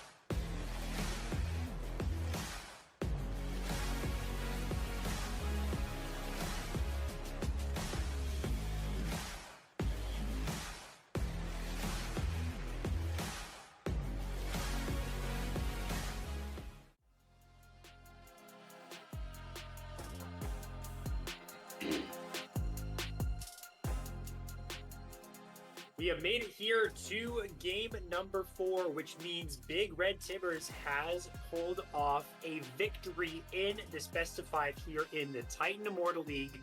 It is 2-1 now. Boomers over Zoomers, still holding the lead over them, but they still have to get one more win to get their spot in the semifinals. They are now on the receiving end of a loss. They have selected the red side for themselves. So we are going to see what they can pull out now, 3 games into this full Fearless draft with that side at their disposal. Yeah, absolutely. Finally, we get a difference inside selection. And last game, we really saw Big Red Tibbers kind of go in guns blazing. They picked a lot of preference picks. They picked something more akin to, we said it was a solo queue game. You know, things like the Vladimir, things like the Rek'Sai champions you don't normally see in a competitive environment that I think honestly could have potentially tributed to their win in just throwing off Boomers over Zoomers. Because what we saw in the early game, really the only phase of the game that I think BOZ had in control for themselves, was a very controlled game, a very like tit for tat macro oriented playstyle, and BRT, they threw that to the wall and played a very unorthodox game of League of Legends, which I have to imagine basically kind of discombobulated BOZ. After that, they get one, they go down one lead and suddenly are kind of directionless and lost on what to do. And we saw that snowball in real time the moment one kill went over to the likes of the Vladimir, to the Kaisa. The game got infinitely more difficult for BOZ. And I think BRT, with that kind of chaos mindset, with that kind of we've got nothing left to lose thing for themselves going forward, that's the kind of thing that I want to see them stick with, because it's the thing that got them a win in game number 3. I would go as far as to say it's the thing that both teams should stick with, because while I said before the game 3 actually went onto the Rift, I really did like the composition that BOZ did draft in game 3, but they didn't feel as comfortable on it. There was 2 solo kills that Rexalis got over to Ziki, but after those 2 plays happened, things really started to fall apart. They didn't look like themselves, like the game number 1 BOZ that we saw. So that might be an indicator of these are champions that they're not used to pulling out. They're not as comfortable on. And now when you need the entire team to mesh together with these champions, then it could cause some problems here. I'm just speculating a little bit here, but I'm just giving it a testament to what you were talking about, where if you just play something you're comfortable on, throw the synergy at the wayside a little bit. You just want to know your champion when the pools are being pinched like this. That is another reason why that you might have seen such a very big upset or massive victory for BRT in that one, as I believe we are ready to step into now the draft for game number 4.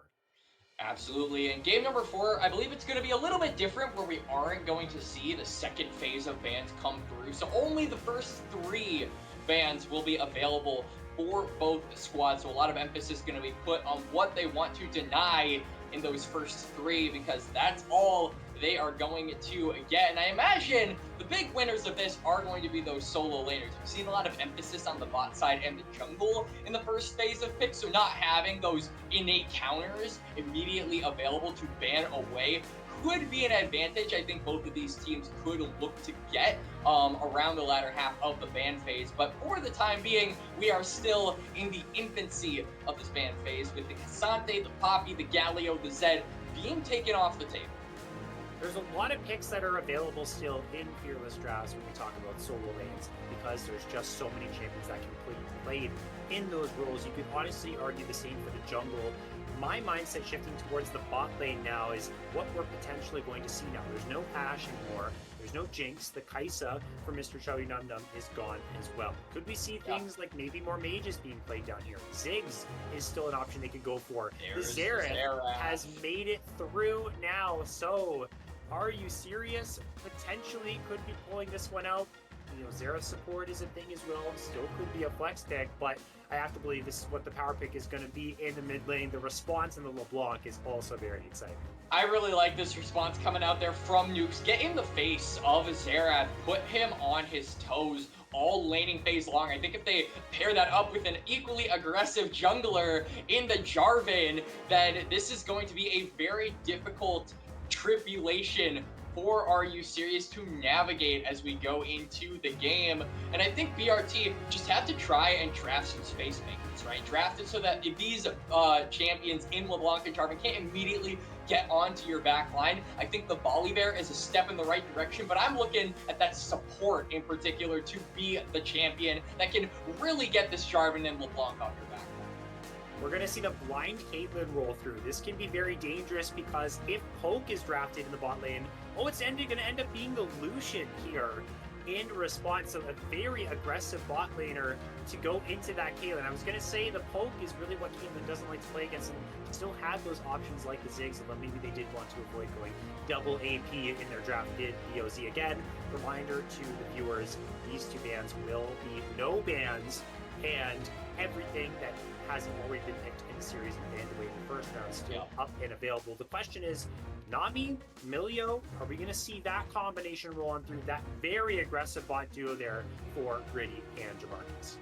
I think when we look at the bot lane combos for the side of BRT as well, I'm thinking something like a Rel could be really valuable here. That support has gone untouched in this series so far. Very good at locking down champions for the Caitlyn traps, and very good at creating this space to get away from champions like the Jarvan, like the LeBlanc. There's that Nami you were kind of alluding to, Ferris. I think, yeah, this is a game where I think Rel could be very, very effective into what this comp wants to do, but it's actually going to be the Lissandra locked in, so you called it. This could be a Xerath support, Ferris.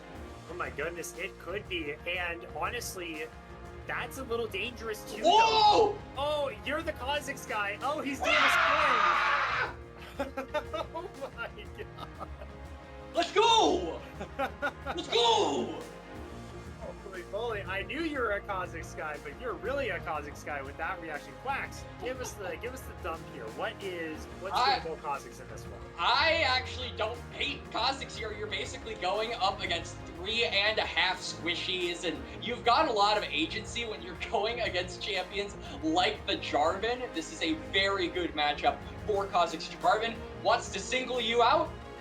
For Kha'Zix, that's exactly what he wants. And with champions, I would say, like Lissandra, who are kind of just able to be locked down, I think Kha'Zix really benefits from that. The big thing that I'm looking at here for ASAP Aki, I'm so excited, is going to be those neutral objectives. This is a champion that loves taking the dragons, loves taking the heralds, can do it super effectively. So proactivity in the early game, matching the Jarvan in that, has got to be priority number one for the Kha'Zix. I think we're in for a very high octane game. Bot lane is very volatile.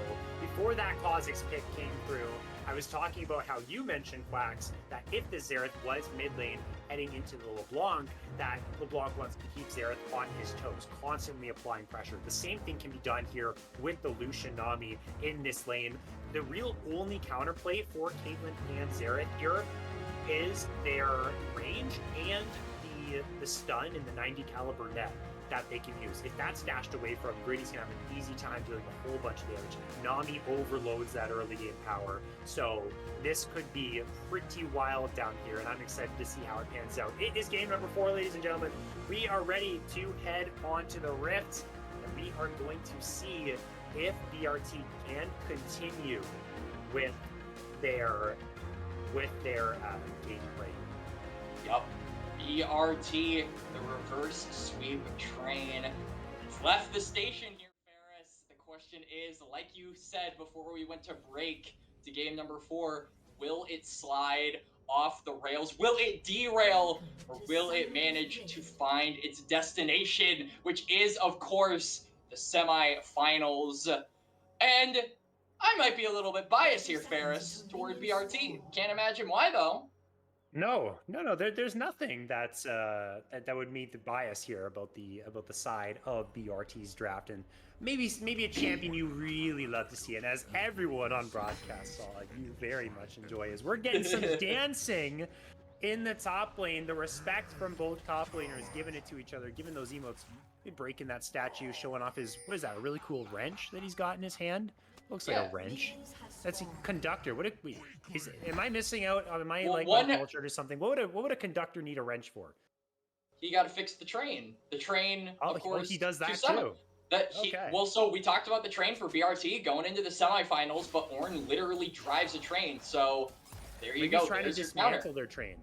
Maybe he is. He's trying to sabotage That's the it. play. Ooh, That's yeah. that's the reason why they picked Ornn. But that's a crime, and there's a cop on the other side, so you best hope you don't get caught. That's true. There's a whole lot of very symbolic synergies or counterplays rolling through on the side of both of these teams. So let's see now that we're on to the Rift for the game. And here we go. We'll see how this goes. We're going to see the top lane perspective, the bot lane perspective. I'm going to reiterate that I'm excited to see how this bot lane goes. Lucianami, same type of thing here. They really need that lead, but so does Mr. Chubby Num Num and Maelstrom as well, because Caitlyn needs that lead. It's really hard to play this champion from behind. We're seeing level 1. The trades are so heavy. Oh yeah, absolutely. And this is the kind of power that you love to see from Lucianami. Trading for those first 1 to 3 levels is definitely the best point where you can move that aggression. Goodness, As Gritty's Gritty, taking so much damage. Yeah, the range from the Zera plus the Caitlyn, super duper lethal. Especially against these shorter range champions like the Lucian, this is really the big thing that you have to be careful about if you are Gritty and Jamarcus. But if you can close the distance, if you can kind of catch Chubby Num Num or Maelstrom one step too close, then that's really when you can start to open up a lot of the trades that this combo is known for. Speaking of trades, Kaz has cut his pathing in half and is actually looking for a gank on the bot side. He's undetected on the Jarvan, Ferris. They're kind of sensing something right now by backing on up, and the Kaz hasn't revealed himself out of Fog of War just yet. They know there's potential for this. They're backing on up. The Kaz is waiting for the right moment. This is the time. He's going to go in with the flag and drag here. Soon he's actually going to flash forward. He played that so well. The barrier! There's the barrier to keep him alive. First blood still will go the way of Gritty. The triumph as well is going to save Kaz. ASAP Aki is here a little bit too late. Dashing back on forward. Gritty starts the game 2-0. That's the start you need for BOZ.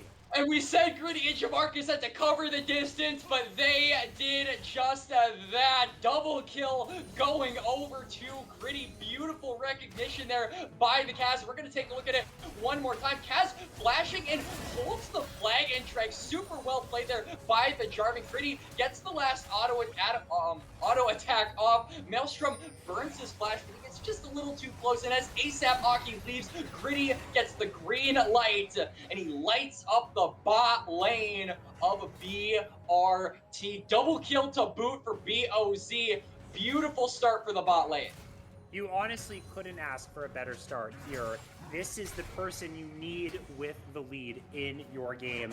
And putting the Caitlyn behind too, like I mentioned earlier, is so pivotal because this champion hates to play from behind. Let's look topside though. The Kaz was just bot lane. Now he's making impacts here with the train conductor. They're trying to derail the reverse sweep potential 1v2 for BRT. But this Volibear is doing a whole lot of damage. He goes right back in though. Bellows Breath will take him down. 3-0 now for BOZ. Was manifesting the 1v2, but unfortunately wasn't able to find it. Kaz again closes the gap and is just able to get the better on the lanes of BRT. This Jarvan so proactive in the early game, but he does not have a kill. This man is Santa to the side of BOZ. ASAP Aki, though, in response, going to be able to take some top side camps. The pings are coming down, though, on the ground, so BOZ might have an idea on where ASAP Aki is. But a response really not possible. One thing Kha'Zix is very bad at doing, Ferris, is tower diving because he loses aggro on the turret. So that's kind of out of the question. Big trades here in bot lane. He's going to have to just take away those camps. He's channeling the replay. He wants to look for something. I can see here ASAP Aki in his mind fishing for some type of initiation onto the bot lane of BOZ. Not quite going to find it though. And let's see, how can they stabilize? How can ASAP Aki, once again, get involved here? Help out his team. Maybe once that level 6 rolls on through, Void Assault available, he can start to make some things happen here. I also want to think about the Lissandra's level 6, the potential roams that can be made by Are You Serious? Frozen Tomb, excellent tool to lock down these members that are really mobile, like the LeBlanc here, which is the whole entire reason why they picked Lissandra in the first place and might have shifted that Xerath down into the support role. Yup, Are You Serious? Managing to bite back in this lane as well. The Lissandra, a much better matchup for the mid lane of BRT. And we're seeing why, as it forces nukes out of the lane. doesn't have the teleport either, so we'll lose a decent amount of experience. Meanwhile, though, the one objective that has gone untouched, actually both objectives have gone untouched, but now we're 6.5 minutes into the game and the grubs are active. And we didn't really touch on this in the draft, but having grubs for a champion like Volibear, who loves to side lane and just whack those towers relentlessly with his high attack speed, very valuable later down the line. So I like BRT putting emphasis on taking that top side objective. Meanwhile, on the other side, BOZ going to respond. And this is something that we've seen a bit of a stark lack of in this series, Ferris. Dragon for grub trading has not been super common so far. But it will be in this game for the moment.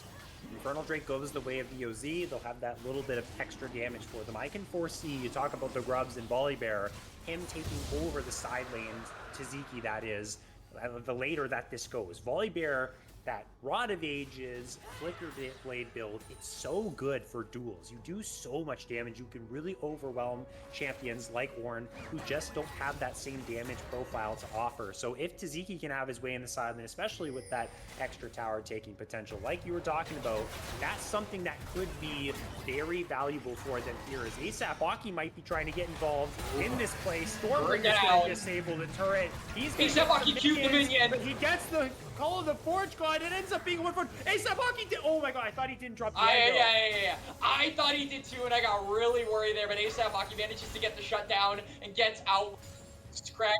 Well, though, the Kaz and Nukes are on the bot side of the map. They have to sense that this tower dive is coming. Flash, almost available for Mr. Chubby Num Num. Maelstrom has it as well. The summoners are available. Can they wane off this tower dive, Ferris? We're going to have to wait and see. The minion wave is crash. There is no teleport for the Lissandra, so she can't help them out here. They're sitting ducks, waiting to be collected. They're going to trade one back, though, as Jamarcus falls, but 2 more kills go to Gritty. 4-0 on this Lucian. He's about as online as you can be at 8 minutes. Absolutely 4-0 for the Lucian. Are you serious? And ASAP Aki, though, trying to get revenge for their bot lane, but I think the Lissandra may just be a little too late. Yeah, they're not going to be able to find it. The end of the day, ASAP Aki gonna go probing, but there is nothing to go for. The objective is not up. Oh, wait, hang on. Sushi might be on the menu. Nope, never mind. Maybe Kha'Zix doesn't see any good changes there to be made if he feasts on the Nami there. Maybe Sushi's just not. He's really getting nerfed. They're all bad changes, bro.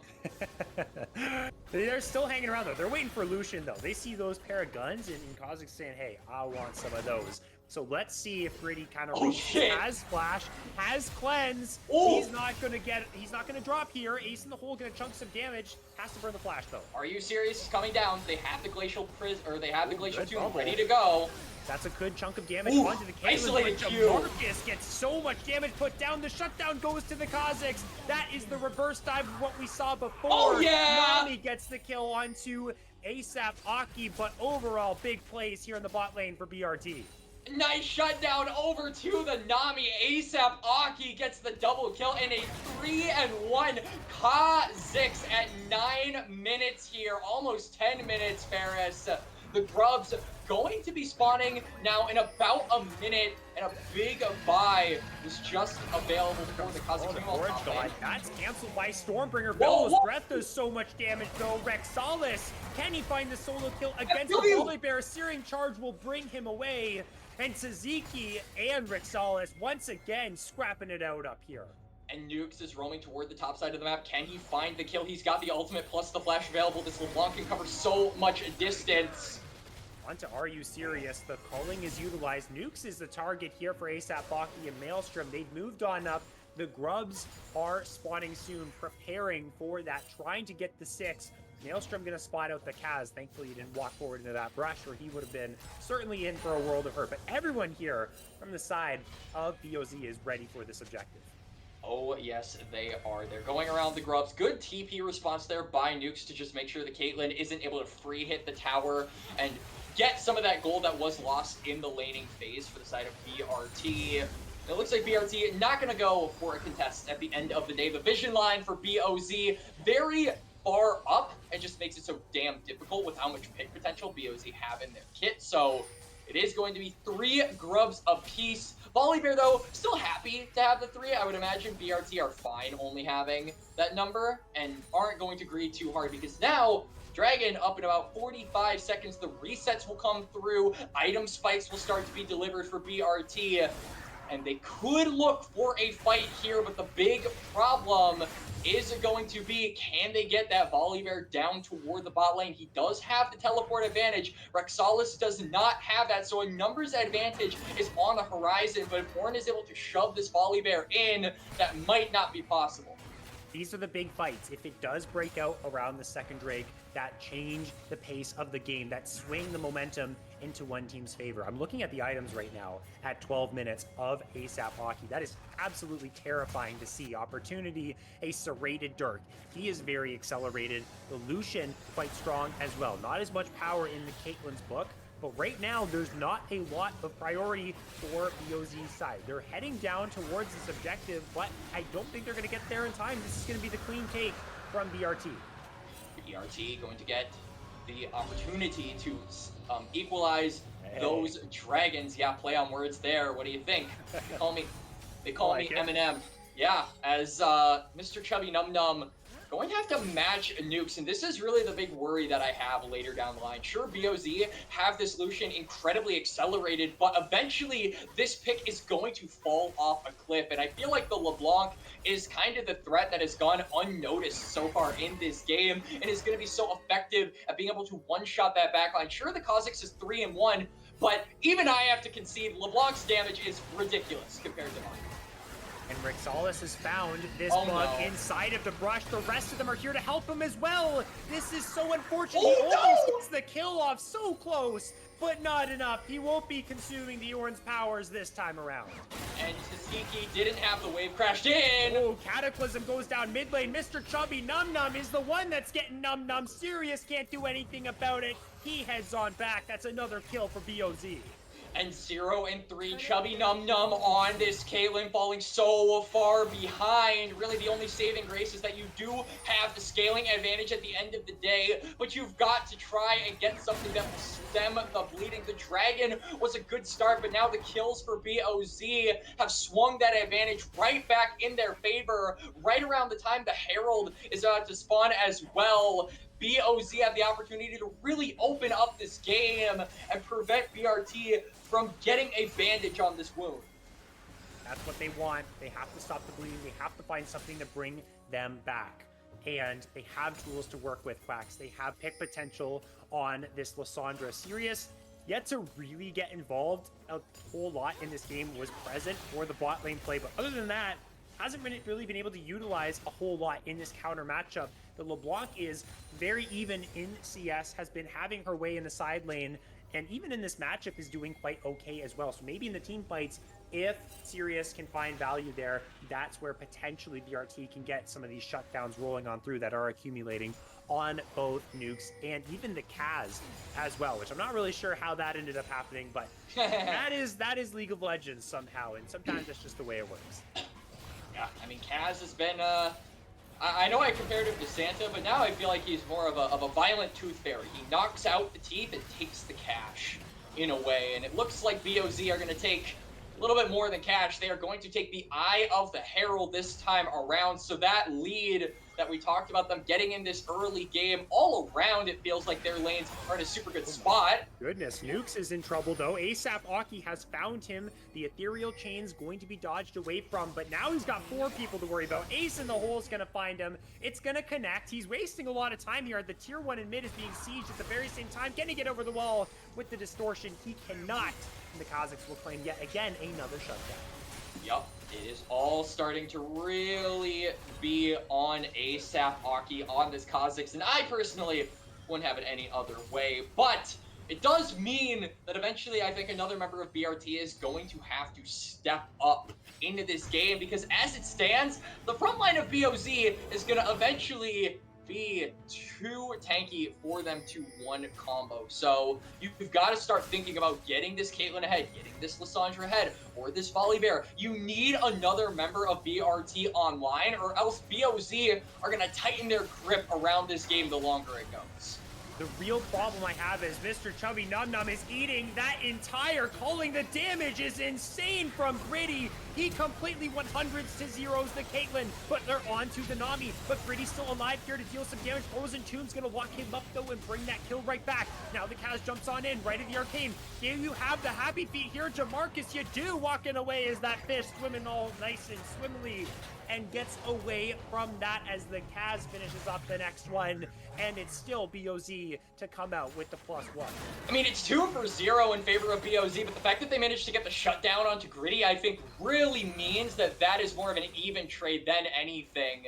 They finally managed to get that Lucian down a notch, but the big thing that I think is going to return BOZ right back to their rightful place as victors in this game so far is going to be that dragon in about 20 seconds. So unless we can see some action from BRT, I feel like this game is going to continue to get harder for the side of the blue team. The Caitlyn here has the collector completed, but a really limited amount of income as he's going to get chunked out here once again, forcing the barrier away. He has to work towards an Infinity Edge for his next item. That's so much gold to spend. Oh my god. Maelstrom, though, who's been able to escape away from the engaged Stormbringer used defensively to bring Tzatziki back, and it is BOZ that have forced away their opponents as Nuke's just trying to create some space. They're onto the Hextech Drake. Yep, they turn their attention right back on toward the neutral objective. They don't skip a beat. They zone off BRT. BRT just not in a position to really go for a fight at this point. They just don't. Other than the Kazakhs, they literally do not have a single winning member on their side. And it is going to have to be up to the scaling advantage of Caitlyn, the scaling advantage of this hope that BRT have drafted for themselves to really carry them further. And meanwhile, until then, BOZ, the world is kind of their oyster. I hate to say it, but it is such a difficult game for them to play out. No, Maelstrom. Oh my goodness, double blast cone. This guy's hopping around everywhere. Maelstrom's like, are you kidding me? These plants that are growing in my jungle are ending up to be my Where's Gritty firing? mistake here. Here comes the Lucian. He grabs another kill. Nukes is on the flank. Sirius drops as well. Everything falling apart for BRT. The train is so close to falling off the rails. Tzaziki's the only one left standing. He's looking for the 1v1 against Rexalis, who finds the knockup with this searing charge. The Kaz just watches his top laner drop and can't really do anything else about it. It is going to be a one fight for BOZ, and they're really starting to continue to push their agenda on this game of Ferris. The grip is tightening. BRT starting to run out of air. Dragon not going to be up for another 3.5 minutes, but we're approaching that 20-minute mark, and this is really when the pick tools on BOZ could come to light. Their reward could be the Baron. And unless BRT really gets something going, it's lucky. Oh my goodness, he almost nuked the Kazakhs there, living up to his name on this LeBlanc. You were already talking about how dangerous this LeBlanc's damage is. Well, seeing it right there and very almost assassinating the assassin. But you're absolutely right in your analysis. Now is the time. Don't take your foot off the pedal if you're BOZ. Put them down when they're already down before they can get to any sort of item spikes, specifically that Infinity Edge for the Caitlyn, which is so expensive, takes forever to come online. She's going to have a hard time getting there. It's almost that Infinity Edge on the 3-item spike for Gritty as well. Now they're summoning the Herald. Let's see what they can do with this. Oh, hold on a second. Call of the Forge God. Mr. Chubby Num Num caught out in the mid-wave. Double Ethereal Chains. The Mimicked Ethereal Chains will grab that kill. Tzatziki has to run away with the Stormbringer. Culling is used. Here comes a Tidal Wave. It's going to find the knockup. Dash forward. Gritty's on a rampage as they continue the siege down in the top side. They're going to continue to go for this. They knock down 2 towers, and the Baron is still up and ripe for the taking. Mr. Chubby Num Num and Tzatziki are down for the count. But this is kind of a difficult situation that BOZ have found themselves in. They have to be very careful. Kazakhs, I would know because I've done it several times, is one of the best champions outside of, like, Nunu or just straight up stealing objectives, right? So he can, with the Hex Gates especially, get into usual angles you couldn't find him in and look for a steal on that neutral. So they've got to be careful when going for the Baron. They've got to make sure they are tracking where ASAP Aki is. Otherwise, a bug could do 1,800 damage to the Baron, and suddenly BRT might have an avenue back into this game. A Baron steal is sorely needed. They would love that right now. They need anything that they can get as Nukes. In some trouble right now. He's going to run straight into a Lysandra. There is a Kha'Zix there as well. Tries to get away with the Frozen Tomb. The Ace in the hole will follow him. He's juking all over the place. Oh my goodness. Here, there, and everywhere. But that Caitlyn shot will follow him no matter where he goes. And it'll be 5v4 for BRT for a couple seconds.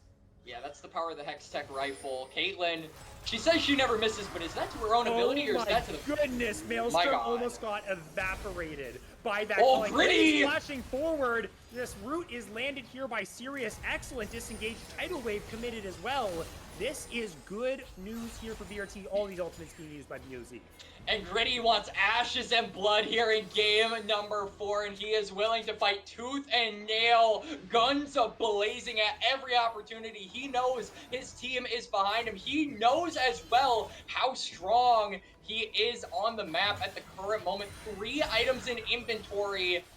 Ooh, ASAP Aki has been found. Some trouble. Isolated damage, though, is crazy. Leaps away and gets away from Gritty, who is ready to blow his face off with these 2 guns in hand. Maelstrom finding some poke. Here comes Sirius, though. The third root onto 3. This huge shutdown goes to ASAP Aki. The Kaz goes into the Cataclysm, able to take down Maelstrom at the very least. But that is a triple kill for the Kha'Zix. Nukes has teleported in. He's trying to get away. He goes back to his distortion. Now the train is going to knock up 2. And the shutdown goes to the Kha'Zix. Nukes ends up being the hero to save that play for BOZ. And ASAP Aki manages to take down so many members. The death timers for the junglers going to be roughly the same. They can use the Hex Gates to rejoin the fight. The Dragon is available. This could be BRT's opportunity to stall out the scaling that BOZ have got going for themselves. The Dragon stacking rather can be stopped here and now. Nukes is going for a later reset, does not have to teleport on the LeBlanc, so there is a brief timer where BRT can play without having to deal with their backline getting one shot. The question is, what can they do with it? Do they feel confident enough to fight this? It looks like they do. They're trying to set up positioning around the Drake, setting up the Caitlyn traps to block off the entrance, but they're just going to walk right on in. Again, they are so much stronger right now. 4,000 gold in the lead, but they want this fight, does BRT. They feel that this is their moment right now to save their game after how well the last fight went, but can they replicate that success? Jump. Zeki's going right on in. Tidal Wave's going to roll on through. Hextech Drake is secured. Pay attention to Sirius on the flank. What can he do here? He's going to go right on in, but he's going to find absolutely nothing this time. That should just be the go button for the side of BOZ to head right on in. Taziki is going to fall. Mr. Chubby Num Num should be next. The Kaz goes in with the flag and drag. Maelstrom trying to do any damage he can, but he's trapped inside of the Cataclysm, and he will fall as well. Triple kill goes to Gritty, and they dismantle them at Drake number 4. And the wave is there for the team. 5 members alive for BOZ. They're going to push down bot lane. ASAP Aki, the lone survivor. But he's not going to be enough to save the damage that BOZ can do to the base here. They take down 1 turret. They're looking for the next. The attack speed from the flag going to assist in dealing with these structures. They get 1, they get 2, they will leave with an inhibitor and supers on the bot side, and they have blown this game wide open, Ferris. They have gotten the bot lane inhibitor down.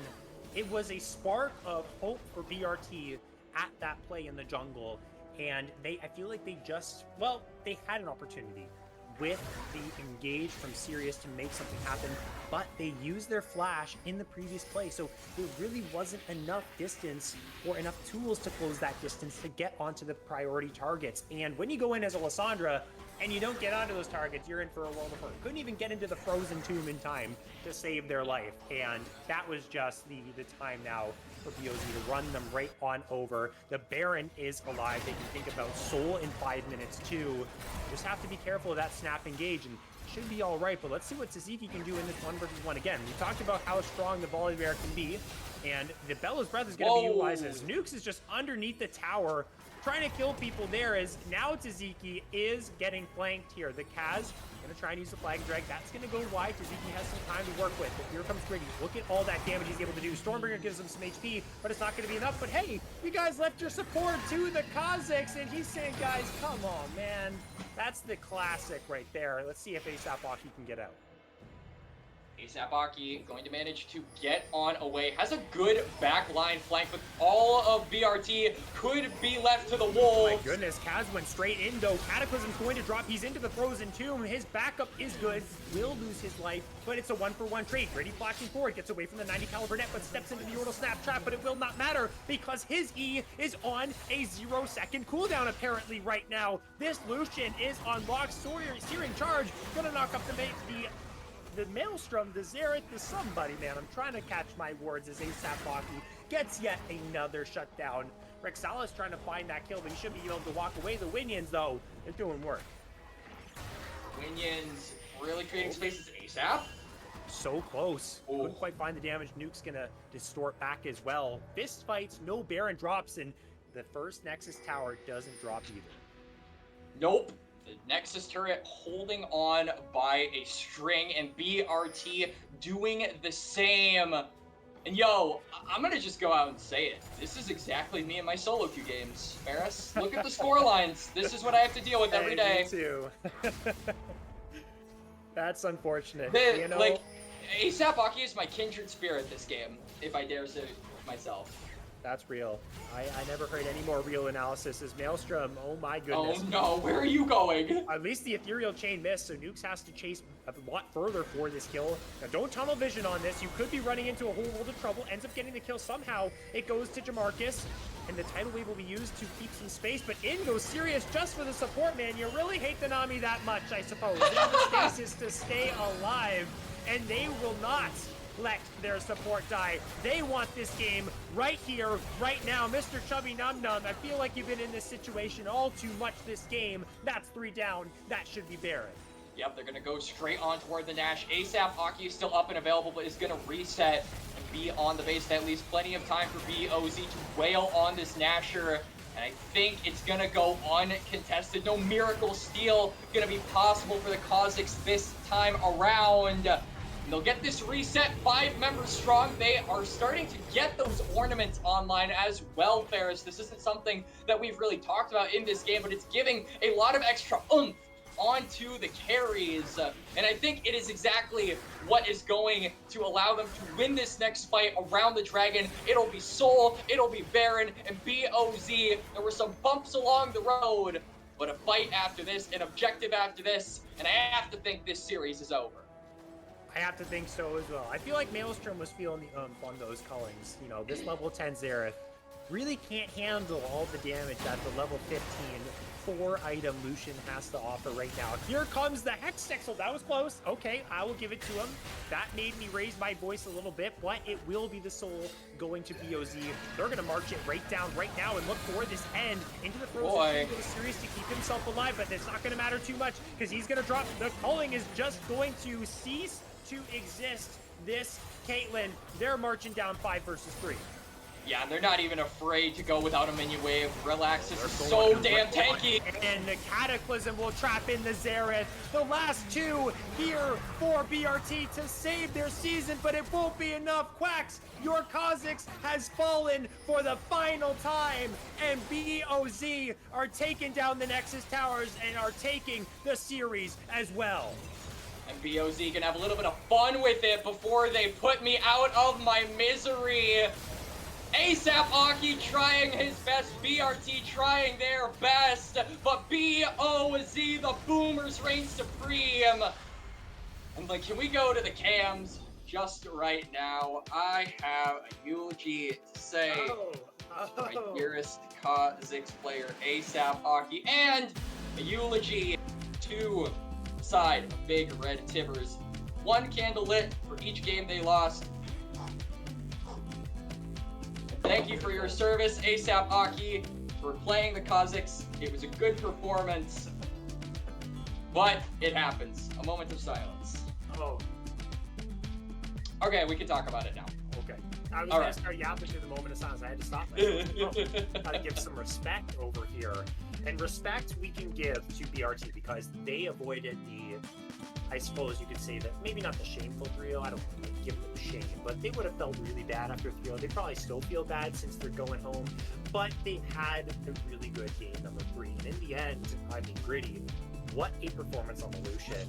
The Kaz as well getting involved too to make all of these plays happen. They just felt so much more comfortable in that game 4, and they really just took their anger out. That's the power of the red side, Boomers over Zoomers in that one. Yup, absolutely. I mean, Boomers over Zoomers, really good team cohesion at the end of the day. I really got to give credit specifically over to Jamarcus. I think supports don't get a ton of recognition, but this man was on it every single game. So if I had to give an MVP award to one of the members of BOZ, I would say for maybe the first time in my casting career, I'm giving it to the support. Could honestly agree with you as well. Doing so well, absorbing pressure, being the hero for the team in certain situations. You could definitely make a case for that. I feel like everyone in this series had their, for the side of Boomers over Zoomers, had their times to shine, pulled their weight in certain situations, and it felt like, you know, this was the expected result of the series. They had one game where they hiccuped, but they brought it back. They went 3-1. Now they're moving on to the semifinals, who we'll wait to see who their opponent is based on the other results of the night. And yeah, I mean, honestly, excellent performance from everyone over on the side of Boomers over Zoomers. Yeah. And that is going to conclude our broadcast for tonight. So thank you to everyone who was joining us for this very fun series. I know the Kazakhs made it so much better because of all of Quax's amazing things that he did before and after the game. I love that stuff. Thank you as well to our producers, Rare Adam Yes. and Golden, behind the scenes. And that will do it for us tonight. And we'll be back for semifinals. Yep. I'm not sure if it's next week or if there's a break. 2 weeks from now. Thanksgiving. 2 weeks. Everyone, enjoy your Thanksgiving. Eat all the turkey you want. Eat all the stuffing you want. Screw the people that like the cranberries, by the way. Those things are disgusting. But besides the cranberries, enjoy your Thanksgiving. Enjoy the time with your family.